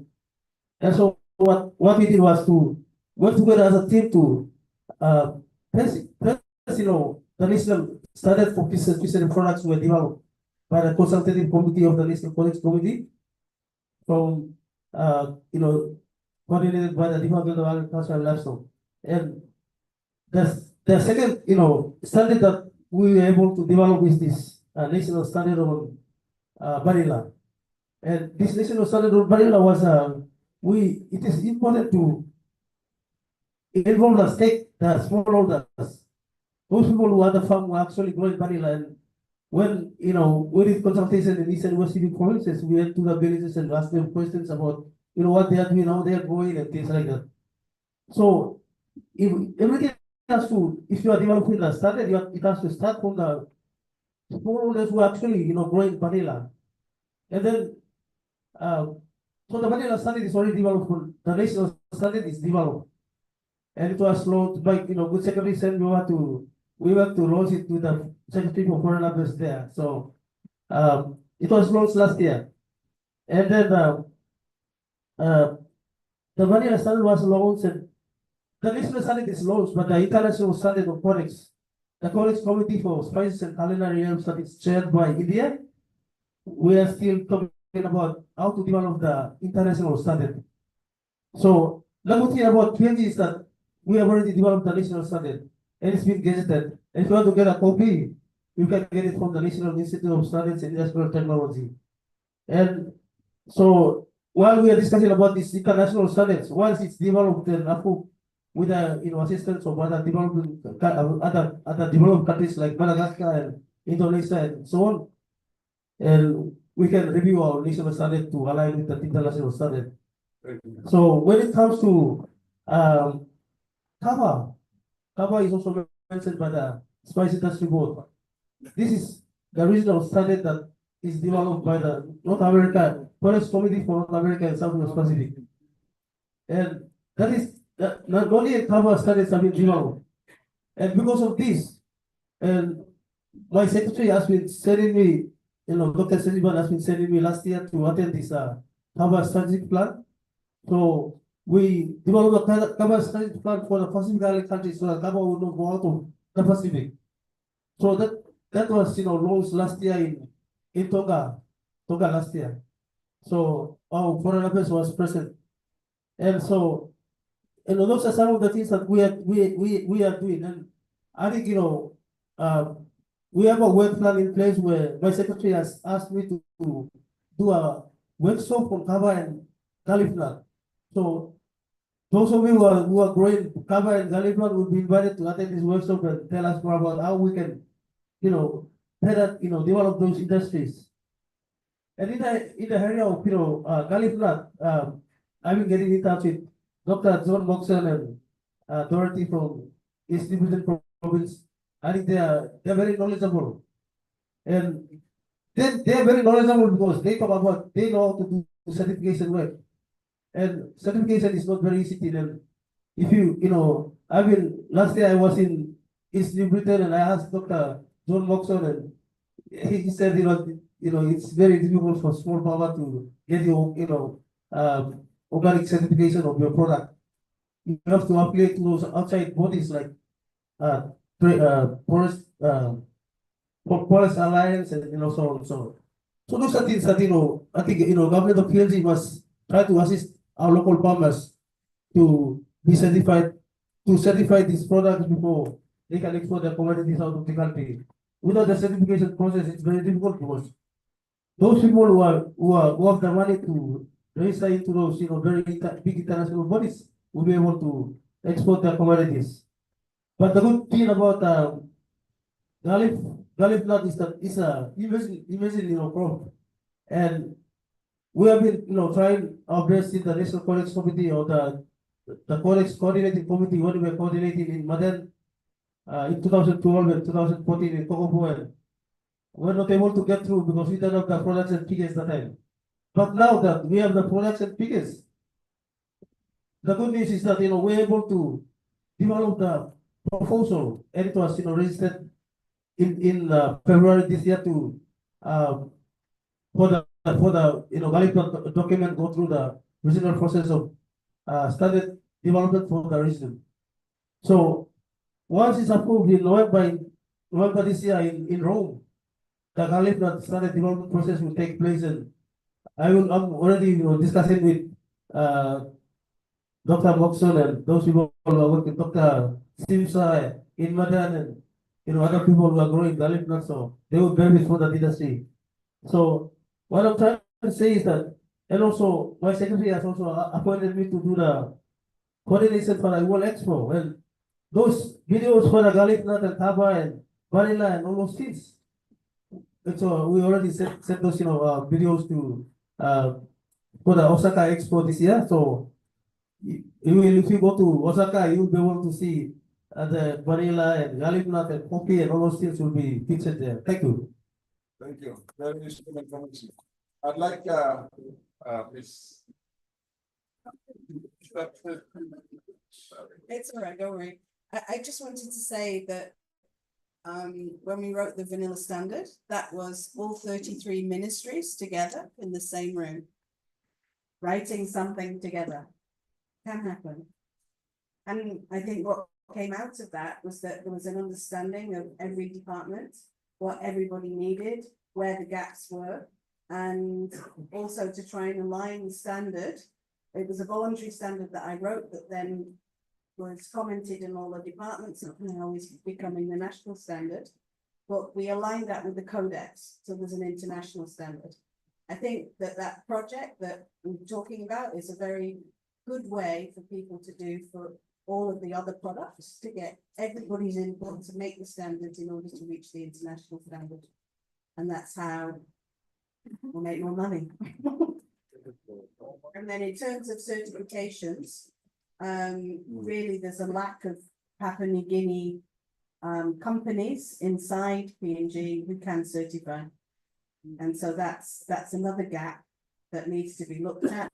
There's a project I'm aware of that APEC is funding, but we need certifiers in country to be able to do food standards, organic standards, Rainforest Alliance, etc., etc. This is how, with the same product, you make more money.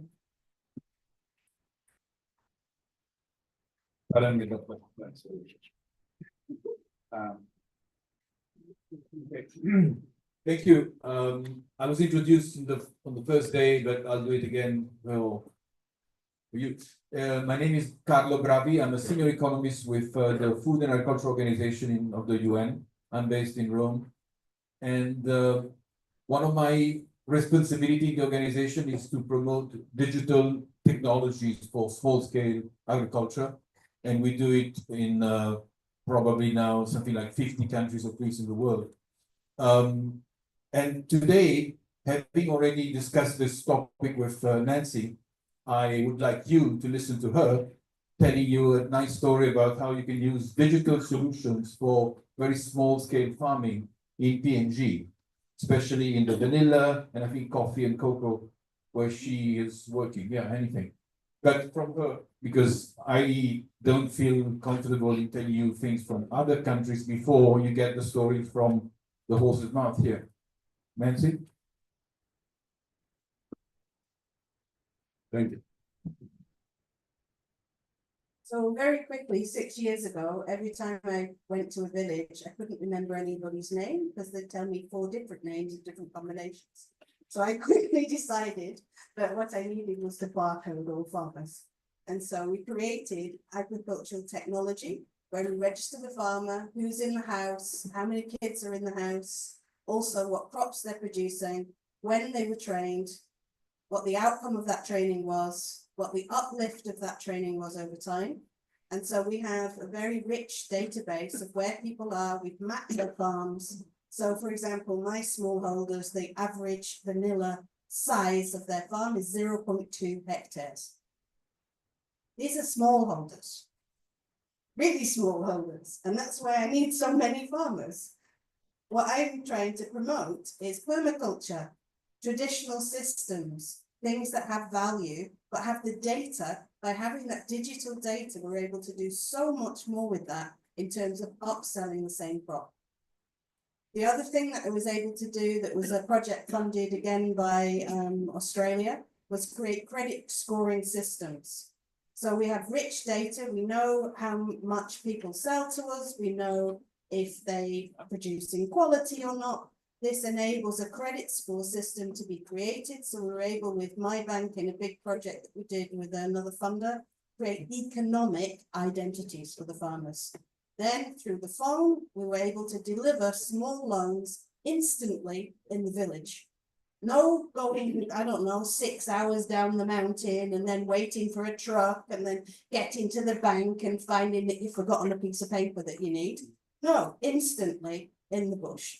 So we were able to do this and deliver loans within 1 minute. This is, I think, where PNG can go.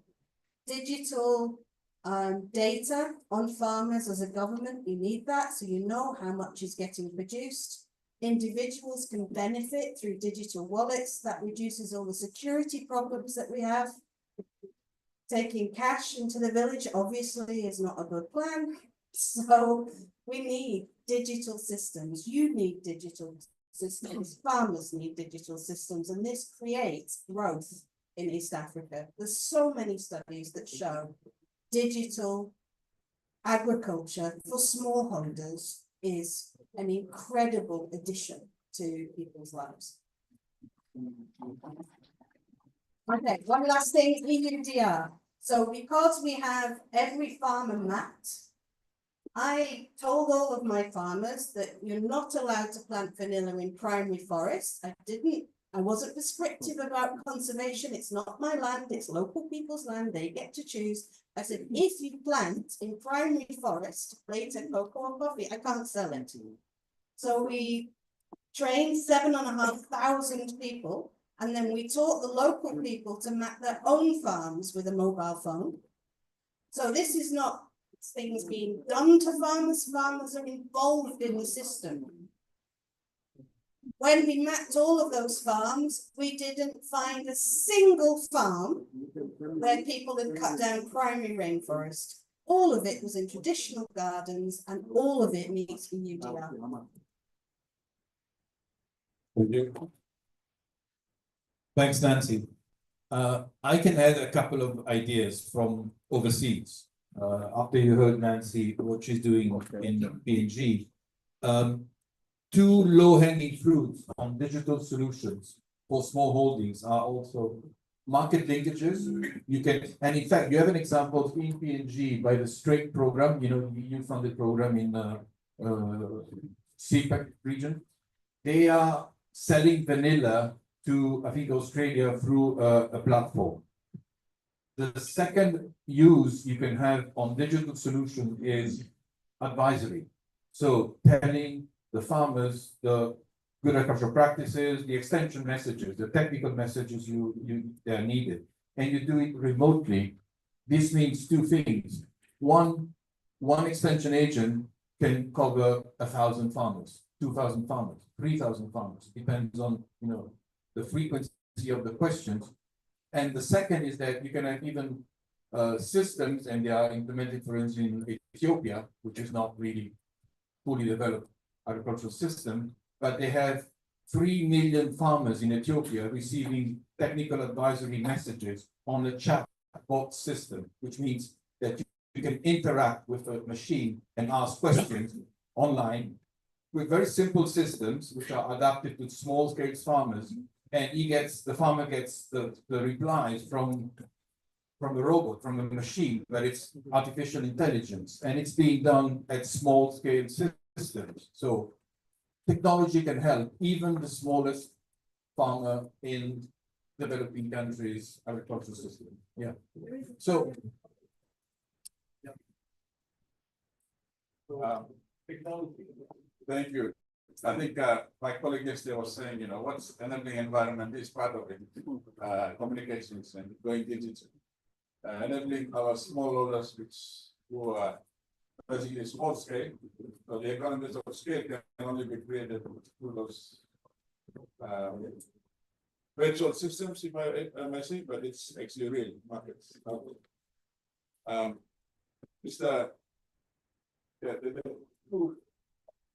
And I'll just say, we had, voice from here, so I think I'll go to the back.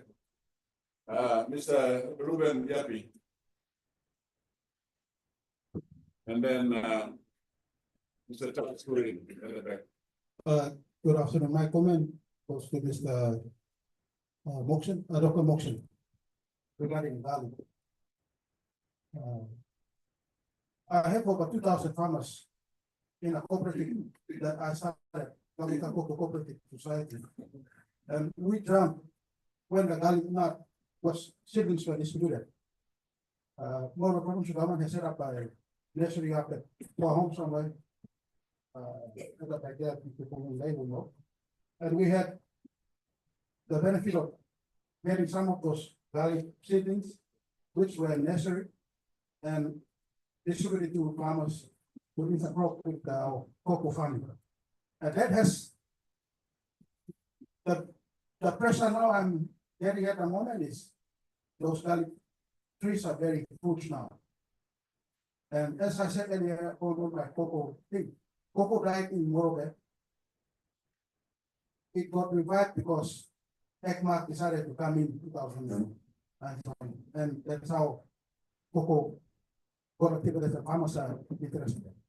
Now that garlic, we had some of those garlic nuts already bearing fruit. The farmers are putting me under extreme pressure. You are the one forcing us to plant garlic, waste the market.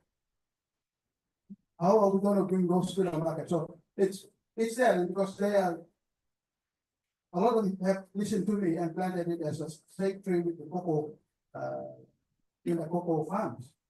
It's okay, I said, at least you got it there, but we are trying to get them to see if they can create a market and sell it in the local market and make some income rather than having to pressure me to get a market involved. But the sad thing was, there was no follow-up. No Carol Tillman, work will help him with all of this stuff. The provincial government has also got maybe 100,000 seedlings were sent to Macamberi. I don't know where it is now. I travel up and down with the cocoa farmers, but they don't seem to know anything about it. And then we have another lot that was forced to be about 20,000 seedlings, and they were not in nursery form, but they were in seedlings form, seed form. So how do you think my farmers will know how to germinate those seeds and get it into the soil? So a lot of that becomes waste.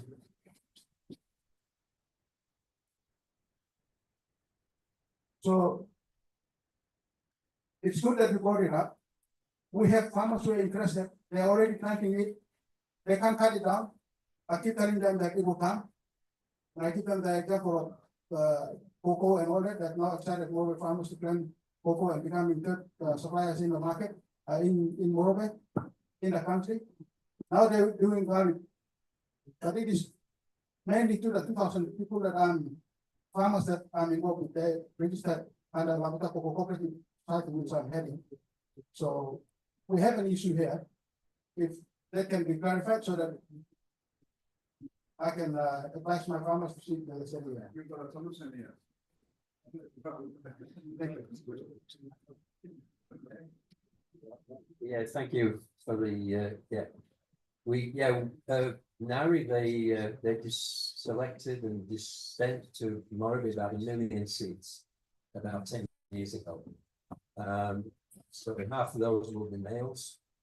So it'll be about half a million seeds. We don't know how many of those were planted and survived, but I think the DP advisor's got some data. I met him yesterday and we discussed it, and we're going to share information. We, as I said earlier, we need garlic volumes now. We have export markets ready through the last 3 years of preparation.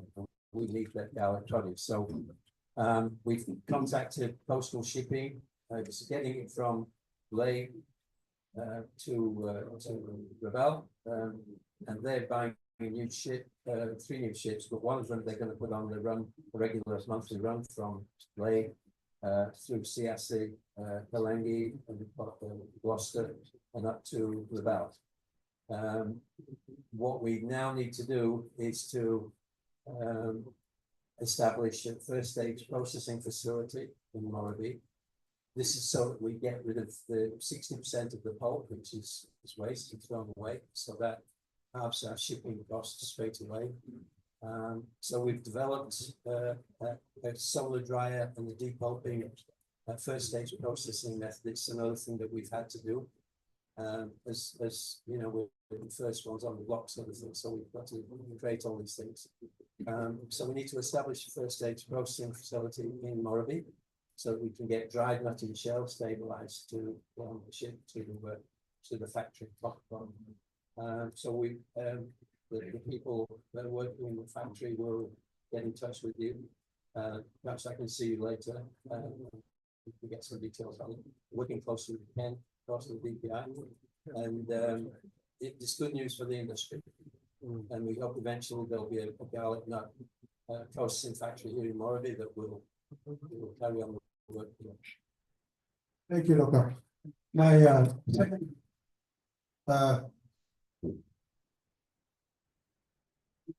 second question is, from the panel, what would be the resolution for the PM when it comes in on Friday on spices? So that's something the panel and the group can look at to make sure we have to put something down for the PM when it comes in for the recipe. I think spice is one of the way forward in this industry. I think everybody want to have some questions, but my understanding is that we've already had a meeting with the Prime Minister on 4th of last month on all the same things. In his office at Waikani, the Nation House. So the same issues have been brought up, and I say the same thing. So the resolution that will go is that we need to push for a national policy, spice policy to be established. And that's very agree, and we'll go back to NEC. Then we'll go to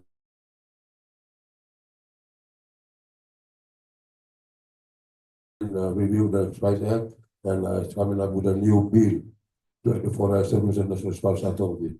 Thank you. Marketing and promotion.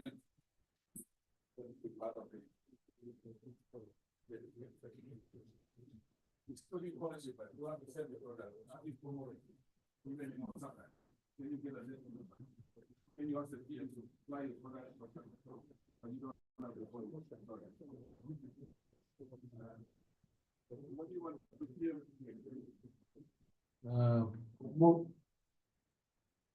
We need a strategic partner. I listed that as a 4th point, and then when saying that, I was trying to mention PhDs in the sector.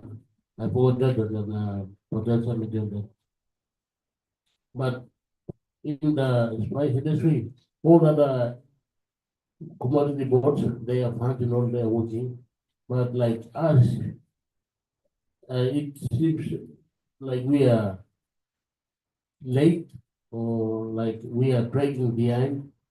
So in our case, I'm just thinking, what if we could ask the Prime Minister, that CEO can even mention that together, say we need a strategic partner, not a funding partner, like temporary off and on, like for 15 years or something, we need a strategic partner that will work in line with agencies like organic certifiers, quality certifiers, and all those legal agents, they can work together to help us for a while and then build up our capacity at the immediate point. Because all our agencies are working, ours is not working, so we need desperate attention. That's why we. So I think that we need a pesticide review in the country, and that will be cross-cutting across all of the commodities. That there's a lot in here that will prevent Papua New Guinea products getting into the best markets. Banned pesticides in more than 50 countries, used and promoted by the boards. Yeah, that needs looking at immediately. The other thing that country needs is in-country testing, so that small SMEs can afford their testing. I have to send stuff to Europe to be tested. It takes me more than 3 weeks to test samples. It's a real impediment to my exports. There's capacity here, there's great scientists here, but you don't have the facilities. That's something that would be brilliant for all food, pharmaceutical export, cosmetic exports, everything. That's absolutely needed immediately. And then digitalization of the whole of DAO is required. And it's actually quite simple. My farmers can map their own farms, they can register themselves, they can put stuff in systems. If you had all of your extension officers able to put things into a mobile phone application, AI now would actually create the reports automatically. Imagine a system where the head of the spice board could sit on his desk and know what's getting exported where across the country, how much volume there is in the country. Imagine if Dr. Bang was able to see everything across the country, make decisions.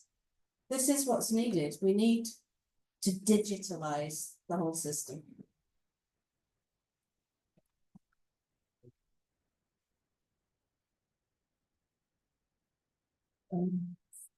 What I think the Prime Minister should listen to is for us to seriously have shop space for local domestic markets. Before we talk about going outside, selling our products outside, we need to feed our own 10+ million population. And for that to happen, we need to be present in the big shops.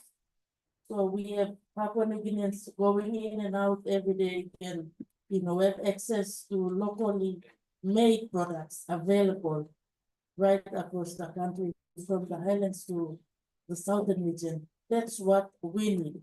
And from there we can see where we need to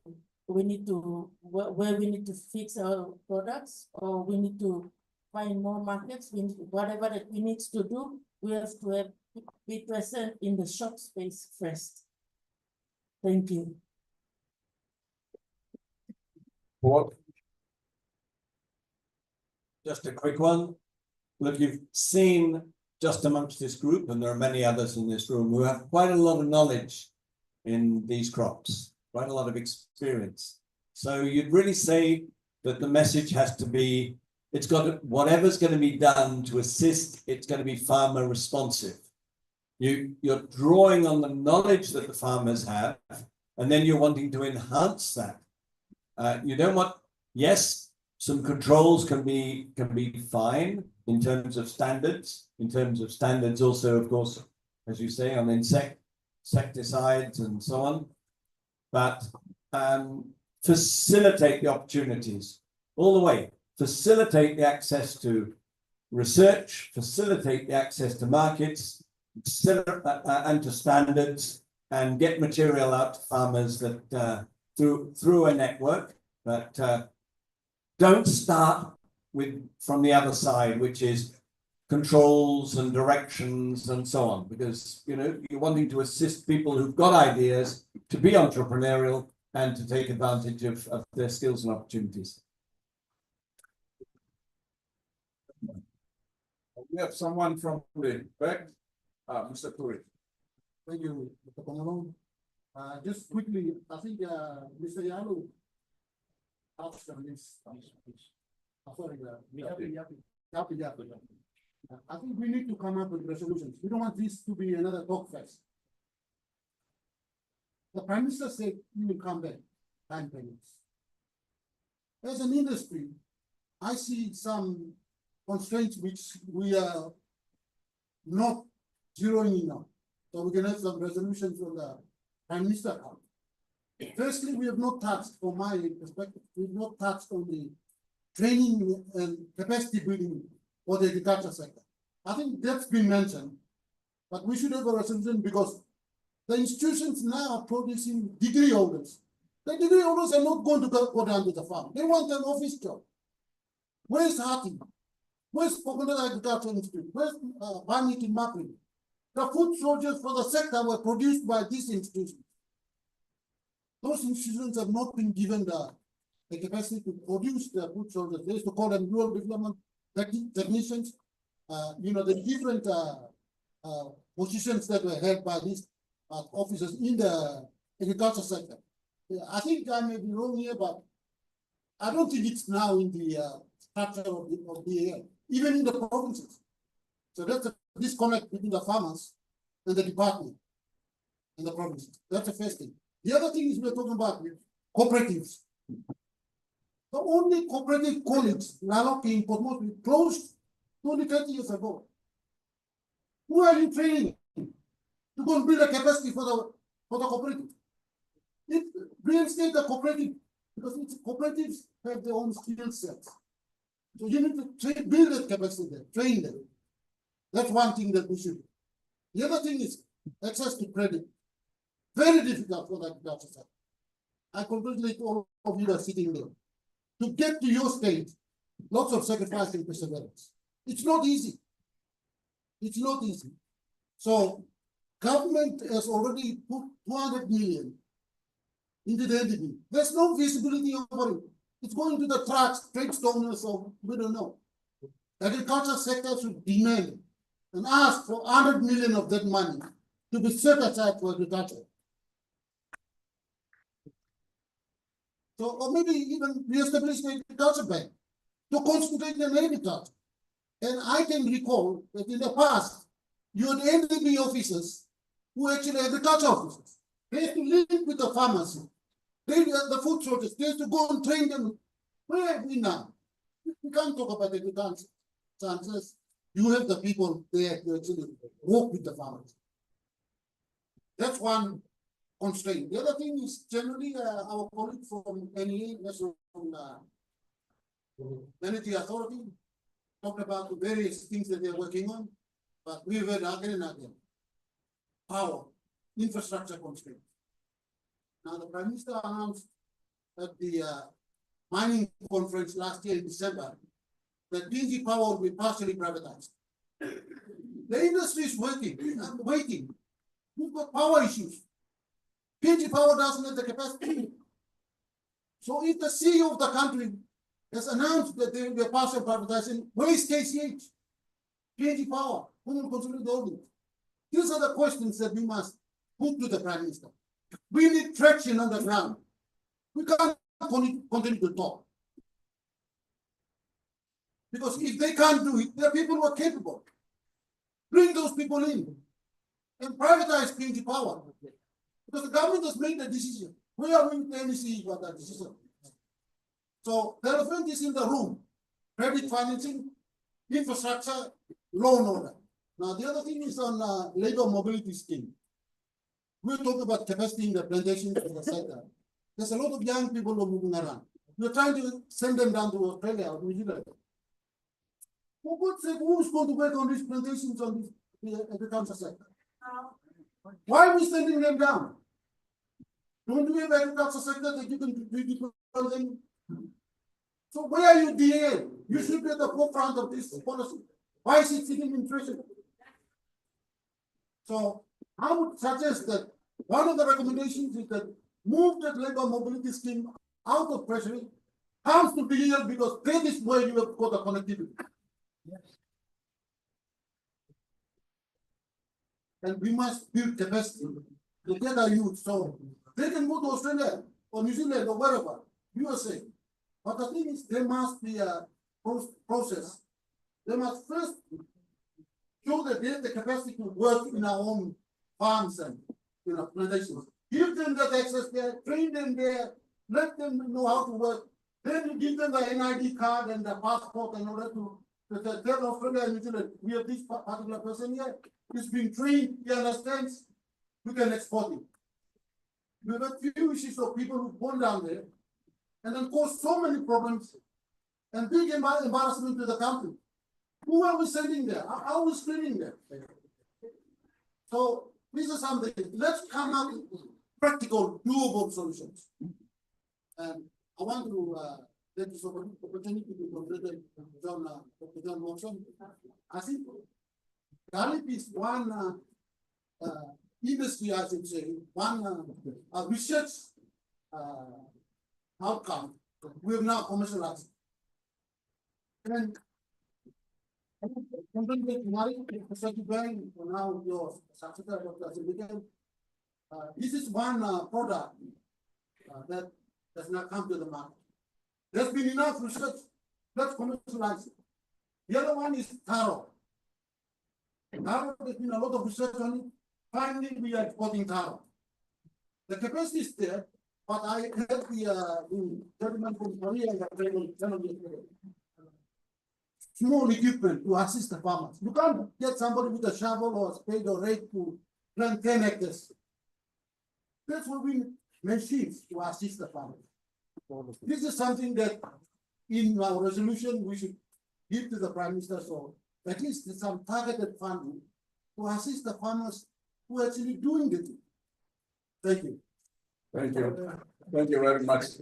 I'd like to mention that CMC, our rapporteurs with PL are capturing this, so that forwarding to recommendations for us to put forward. Right. But Dr. John Fox would like to respond to that. Thank you. Yeah, we heard yesterday from the CEO of Cocoa Board that their research division is struggling very badly through lack of investment, lack of funds. And there are critical areas of research that do need its attention. Obviously, yield decline in cocoa clones after 5, 6, 7 years. There are solutions to that in pruning, but that work's got to be done. So the low funds to research is a real issue, and I think this should be brought to the attention of the resolution. For the Gallup industry, I mentioned earlier that it's an ideal tree for cocoa. So we plant it with cocoa, it's a wide spacing, and you get the Gallup tree provides a shade for the cocoa, an ideal shade, but it also provides another income and a food source for the farmer. So it's both food security and an income. So we've got about 180,000 hectares of cocoa in Papua New Guinea, where garlic could be slotted into them. So there needs to be research on the best optimal spacing of the cocoa to confirm the preliminary observations that we've got. But what we really need is a horticultural garlic tree. If we're going to build a horticultural industry for garlic and make it a very significant export tree cash crop, then we must have a horticultural tree. That is produced by a breeding program. Breeding program is medium and long term, but we've got to start on it. There must be investment into a breeding program for garlic. It has to be the top priority. The funding's not there, the breeders are not there. This breeding program for garlic has to start. And the tree that a selected seed that we send can be male or female. It yields out between 7 and 10 years. The nuts are variable in size, and the kernel to shell ratio is low. They're growing to big trees. The horticultural tree, they exist on Nissen Island and on Manchurian Island in Bougainville, and on the Aru Islands in Western Britain. These trees were selected by islanders who had little space, so they actively selected for good horticultural trees. They're small in size, they bear from 2 to 3 years old. Most of them are male and female, so almost all of them carry nuts. And the nut size and the kernel to shell ratio, those trees exist. But if you plant those trees from the islands on the mainland, a pest kills them. They've been sheltered away from this pest for 1,000 years on the islands. When you put it on the mainland, it kills them. But through a breeding program, you can combine the characters. You can combine them. And so it's there waiting for it. The horticultural tree is not a possibility. If you invest in it, it's a reality. And so there's 180,000 hectares of cocoa where the farmer can get more income and food from his lawn. It makes his cocoa business more viable because of the dual income. So this, like put forward, there has to be a strong recommendation for investment into critical areas of research, not blanket research, but the critical areas perhaps put forward by the private sector, by the industry, of what they really need research to do. And regarding the trade issue, if we are to develop remote locations and people in remote locations and bring them in, then we have to look at how can we do it? And freight is a big issue at the moment. So freight subsidies are possible in the short term to engage remote. Thank you. Thank you.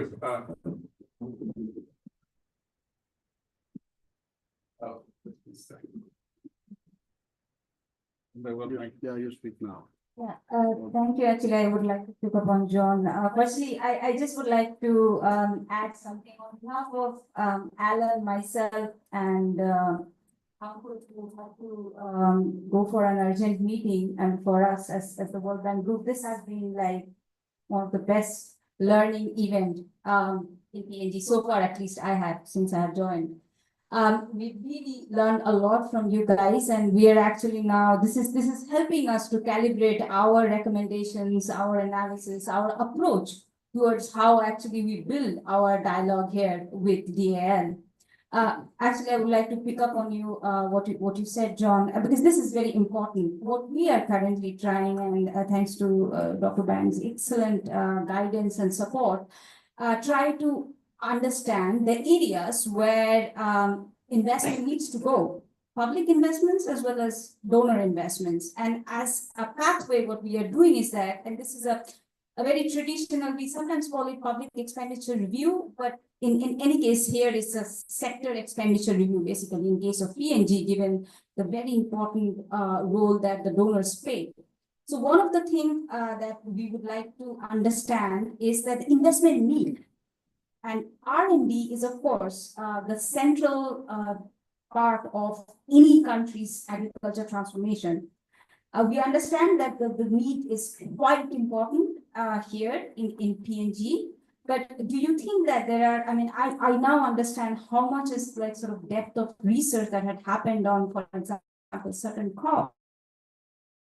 But is there any, do you think that there is enough evidence that are there? And this will be not just helpful for us, all the development partners, private sector, where we can calibrate that what is the investment need?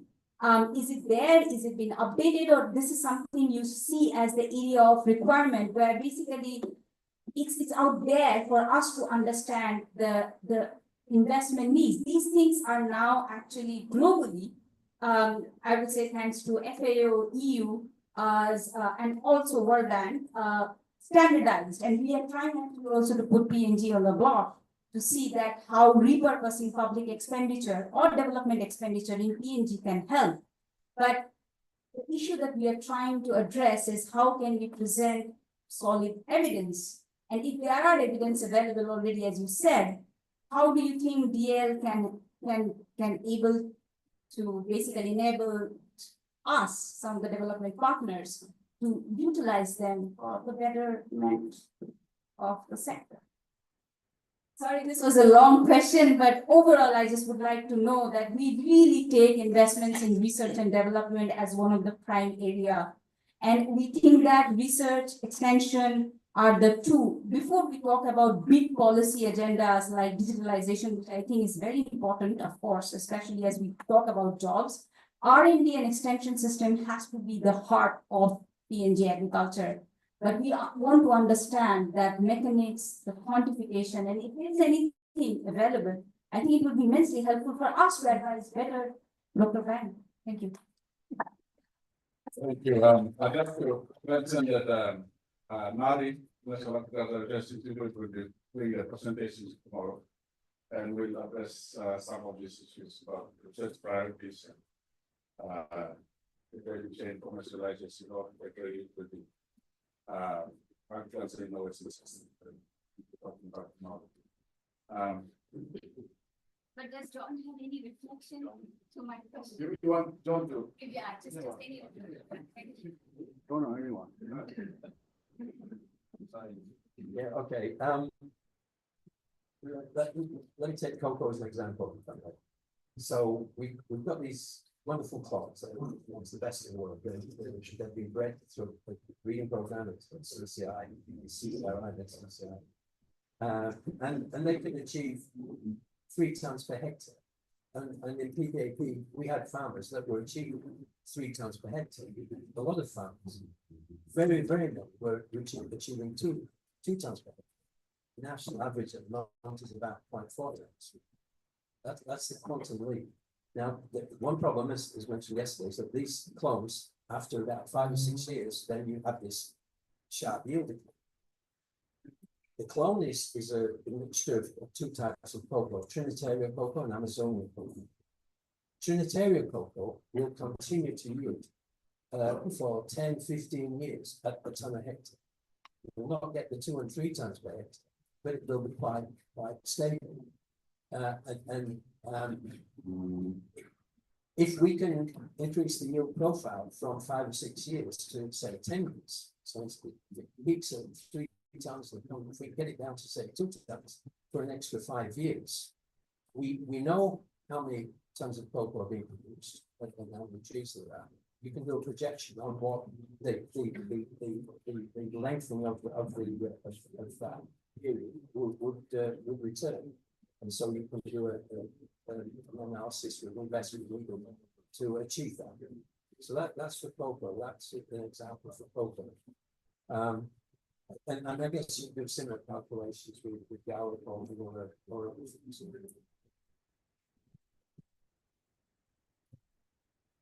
Thank you. I think, yeah. Yeah, we continue this. Well, we'll continue this discussion. And I'd like to just add to, on the back of the World Bank TACD project, I seem to think that's the only thing, getting traction on the ground. And I think we need to commend that project to the PM, and that may result in scaling up and going to other projects. The way Mr. Omunaka presented it, I think it's working very well. It's helping the small village producers. That's my thought. Please, our lady. Hi, sorry, I'm actually skipping back to part something that was prior to this, when we were talking about digitization. In about 5 years ago, I was running the PTI office out of Geneva in Switzerland. And we had the opportunity, thank you Australian government, to present a query to the Global Hackathon at the time. And the question I put up was, how can we assist smallholders in remote and island communities get their product to market? And what we started to do was develop an app, a travel disruption app. So it was a case of people could register on there. And I've got, 15 kilos of XYZ going here. Who's got a boat that's going from this island to that island?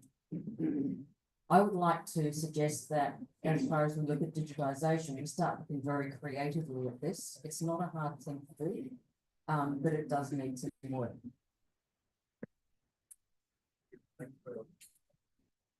I think the open starting to remove the I'm assuming. I think I've got the breaks. We have Mr. Warren Master and couple of more. Dr. Nelson, so they can narrate it.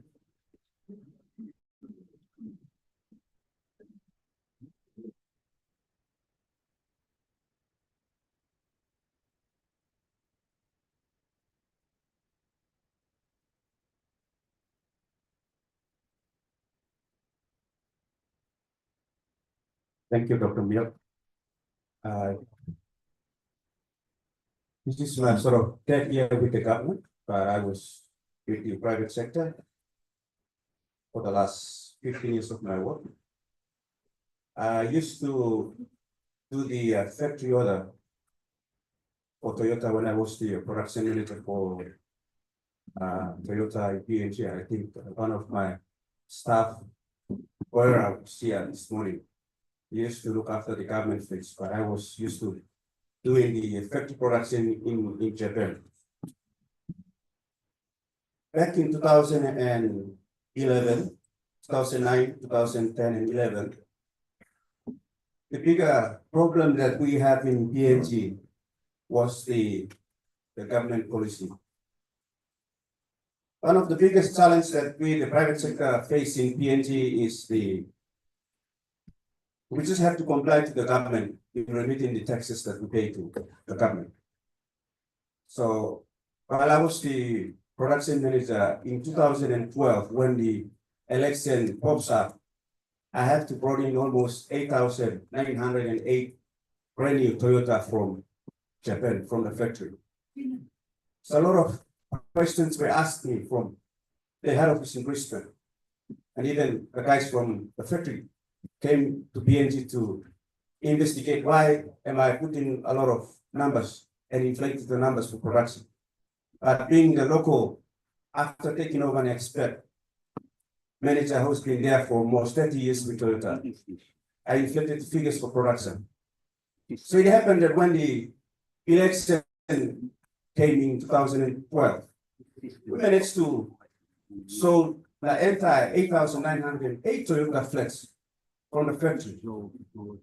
And we actually made a sale of almost 1.2 billion a Toyota. And you can remember how much tax that company paid to the government. So it depends on, I can say, the private sectors are the one creating the employment. They are the one paying the taxes to the government, not the government. And I can say, but to get the benefits from the government, it's the private government sectors. So I can say the government sector are the sinking holes in PNG. They sink all the government funds, investment funds. So I resigned. I managed to do a farming in Gabani, a rice farm. So I managed to happen to withdraw my nest funds for the 11 years that I've been working with the private sectors and then get into the rice farm. Back then, I had no connections with the government, so I have to knock on all the government doors. Even presented to the DA back then when Benny Allen was a minister. And then I can't even get any kind of support. After blown up my savings from the nest fund, even to the point to get 3 million loan from NDB, and then it was another failure for me. So I had to go into a private business until 2020 when the COVID came in, so the government asked me to come into the packaging for the economic recovery. So since then I'm here with the government. When we asked to do the NSP packaging, I modeled with the financial modeling. Having the background, bring the liquidator and the receiver, being an accountant in the Deloitte. From that economic background, I modeled the NSP. So the plan is already in the NSP. The roadmap is already there. That is why in the sector, National Agriculture Sector Plan, we say it's a commercial plan. The word commercial means it will be 100% driven by the private sector. So commodity boards we take back. We bring the private sectors in. So in the cost analysis that we conducted, we just assume that if the cocoa is now around 180,000 hectares, try and do greenfield 10%, which is 18,000 hectares, just greenfield. Currently, the brownfield is 180,000. Coffee, if it's 70,000, the brownfield, then the greenfield will be 7,000 hectares. Coconut, almost 400,000 hectares. The greenfield will be 40,000. And then the oil palm, 220,000. and the greenfield will be 20,000. So these are the scope of new development that we captured in the NS. So each of the community now, what we have to do is you do your work plan and do your cost schedule. But we already made it simplified in the National Agriculture System Plan. And we've already given you. So in the event that if you need cocoa, 18,000 hectares to be developed, then how much do you need per hectare? How much is the development cost for per hectare? It's around almost 8,500. So if you times almost 18,000 hectares by 8,500, the total development cost for the greenfield is 152 million. 152 million. We've already captured in the National Agriculture Sector Plan. So we costed each of the community, there's no community left behind. So our discussion at the end of this time, when Prime Minister comes, let's tell him straight. Don't just talk about this bullshit policy. We have been doing the bullshit policy for too long. Talk to him. We need money. Money is the thing that we need. You can't get to the bank to do it because the private sectors are the ones providing the employment. They are the ones paying the tax. They are the ones sustaining the economy in this country. We government talk too much.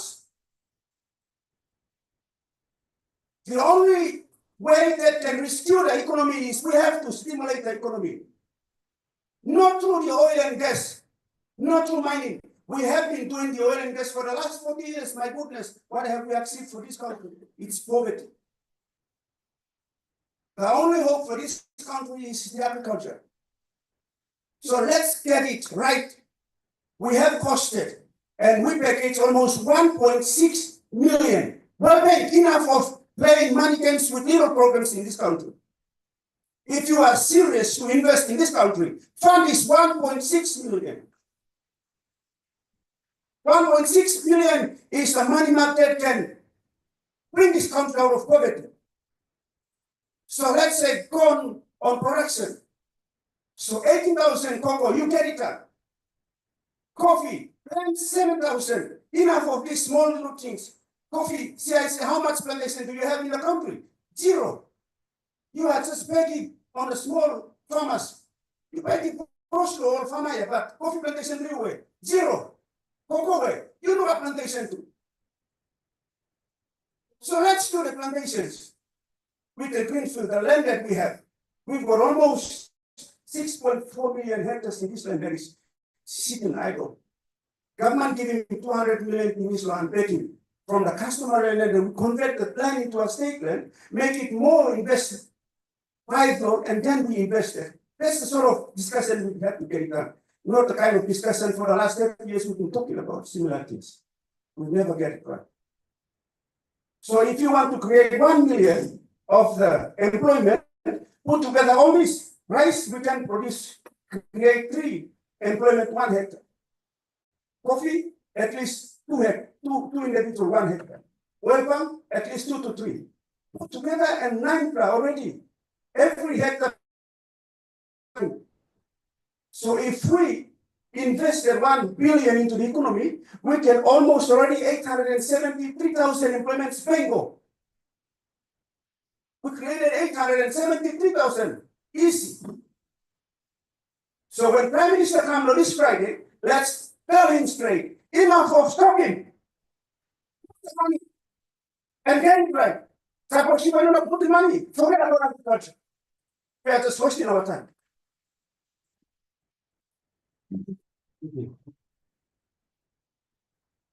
Thank you. I think we are low in energy and actually needed to revive us. Okay, this will be the last comment, and then we'll break for coffee. We'll reflect on all this, and tomorrow in the review session, we can light the fire again. Thank you, Dr. Kamon. To the panel, but I would like Mr. Baka and Mr. Kaman to answer this question. What are we doing wrong? I mean, our young man over there specified it. To me, I think that the education we are giving our children is not quite right. We need to put agriculture as a core subject, right from the beginning when they're in prep, right up to high school. Because in agriculture, you learn everything from science to economic development to improving industries. So this question I'm asking the panel, but you two Lamangila, the two great men, to answer it, because since yesterday and today, I've been listening to all this, and we are talking to and fro, but what can we do? Our government, and this government is my government, we're going to tell them, you put agriculture as a core subject from primary school to high school. And then they can decide whether they want to be scientists or researchers, like this young man or that young man over there. Thank you. I think let's give a big applause to our panel members. I think they're speaking the question about spice, and we taking the opportunity to bring our other issues here and up. So we all part of the things like that. So I think we'll not discuss. Paul Barker, I think we'll go have a coffee break. It's going to be very quick because everyone is sort of dying. But you're right. I mean, we know that a large, yes, you go and visit the schools and you ask young people what they want to do, and they're all coming up with the same old things. They want to be engineers, they want to be doctors, lawyers, and blah, blah, blah. And we know that there are a few windows of opportunities, and that's really good. We need more places in all the colleges, in the schools, and all the right way through. But it's true that we have to be realistic, and we have to recognize that most people are going to be looking for opportunities on the land. They may not want to be, so we have to actually both empower them so that they're actually going to have the skills, but also to enthuse them so they're actually going to want to be going on the land. So I thought this last little session and some of the ideas from the panelists here and from the floor that relate to the use of technology, the use of markets, connections. These are things that actually excite young people. We're talking about not just the old thing that mum and dad were doing, but we're actually talking about having direct connections with the research stations, direct connections with the market links, so what Nancy was talking about, but several of our other panelists were talking about, and from the floor. So yeah, we have to make agriculture exciting. We know that we have to sort of ensure that there is some technological change, because yes, traditional systems of agriculture have been really good, but as populations grow, particularly in the high population density places like the Mapri, Gazelle, parts of the Highlands, Jimbu, and so on, we've got to be able to do things a bit differently. But we also know that even with the crops that we actually already growing, we can substantially increase yields. But research is crucial in there. Those are opportunities. Some young people will want to be going into being agricultural researchers, but actually all farmers are researchers. Because that's, 10,000 years of agricultural research has been going on. But these days we've got to compress that research, use the tech opportunities, linking people to researchers, linking people up, and being researchers on the ground. But it is the end of the afternoon, so I think I'll say no more. Thank you. I think the secretary will make his last comments, and then the coffee break is already on. Thank you, Dr. Komlong, moderator. I was going to say the meeting next month with all the departments, heads, and deputy secretaries will include from the Department of Education as well, on the recommendation from the great lady from Morobe. I Mrs. Lai, I already spoken to the education secretary, the fact that this is to happen. And it's fully aware, and I will get it to cover that meeting. So that's right. Thank you, panel, Mr. What's in there for a presentation here? Members of the panel, all of your wisdom that you have now shared with us, and thank you for taking note of every one of them. So the Spice Industry Board, we have recognized the board. And when we get the new board, then we'll look at as we move forward, advertise to bring in new staff, and younger staff to propel forward and expand and to work actively with all of the private sector and the other partners to build the private industry forward. So I've taken a look at some of the points and rights as resolutions. So let me echo them back to you. We take this point of the digital technology and digital data. This complements with the agricultural management information system we're building, and so we will expand on this. It will be as a resolution into the PM at the end of the week.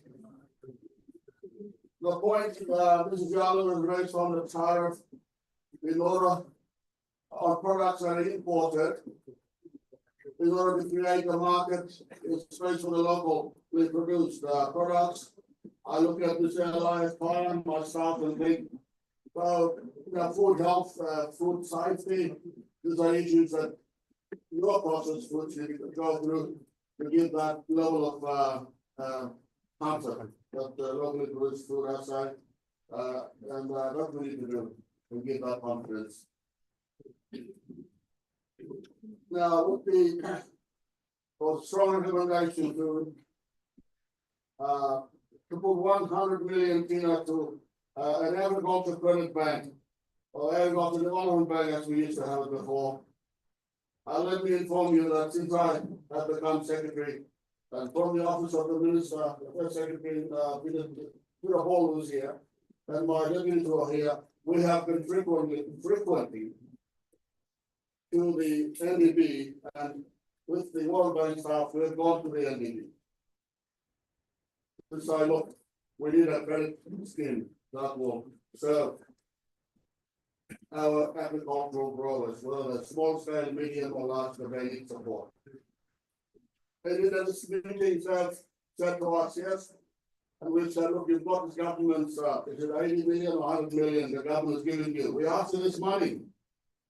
And they said, oh yes, we confess to you this money was given to for fast loans and real estate loans. We haven't put into agriculture. So see what's going on. We need this money. So since then we started to started to develop what they call loaning products. It's a bit of all. It's a bit of all is an NDB agriculture development bank officer. So we've been quite firm. We need loan products for our agricultural people, farmers.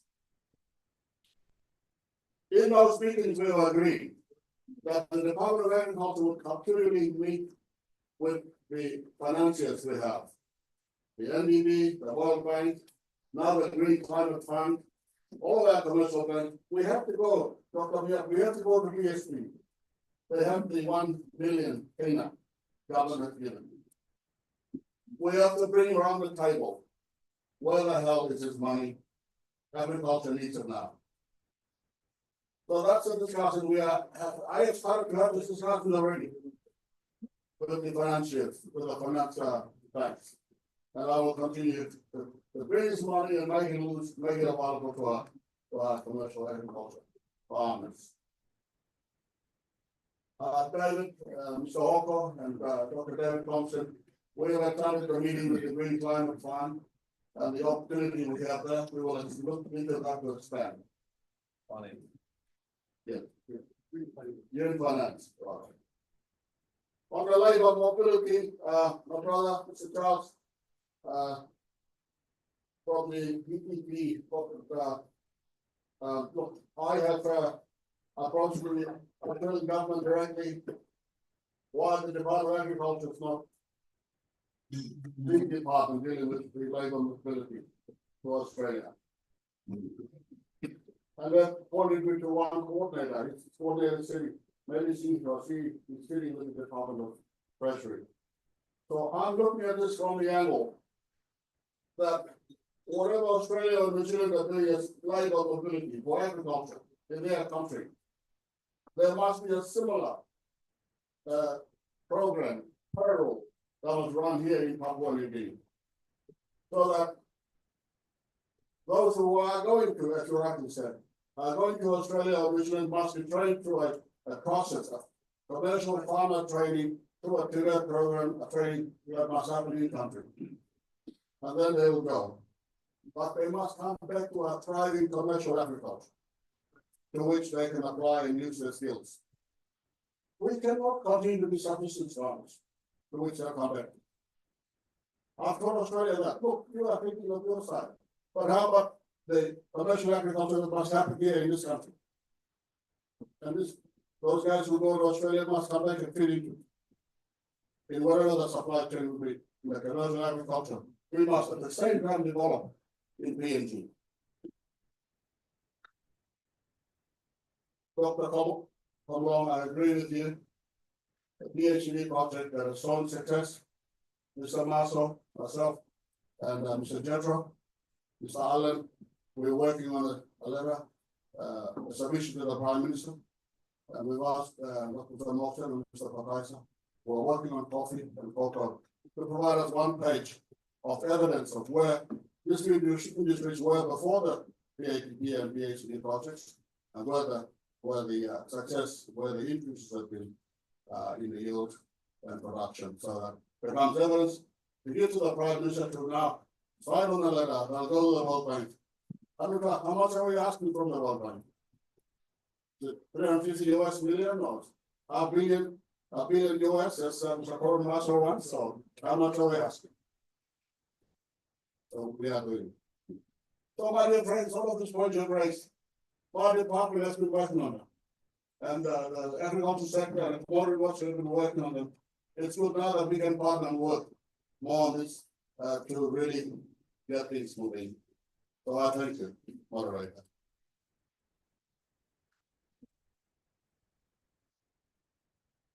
Thank you. I think the day comes to a close on this note. I think there's nothing more to say. I think sorry? Yes, there's a lot more to say, and we can continue, but I think we're coming up. But please, I think the Secretary thank the panel. We will begin to Mr. President, Dr. Nancy Nevin, Zacharias Sawong, Mr. Paul Raka, my good old Professor Nikuman, Mrs. Yalo, and Dr. John Moxon. There's a lot more work to be done. And please, I thank you all for your patience to remain until, is it 4 or 5 o'clock? 6 o'clock. Thank you, and please forgive me for my generosity with time and to speakers. Please, I wish you all a good rest. Thank you. See you all tomorrow.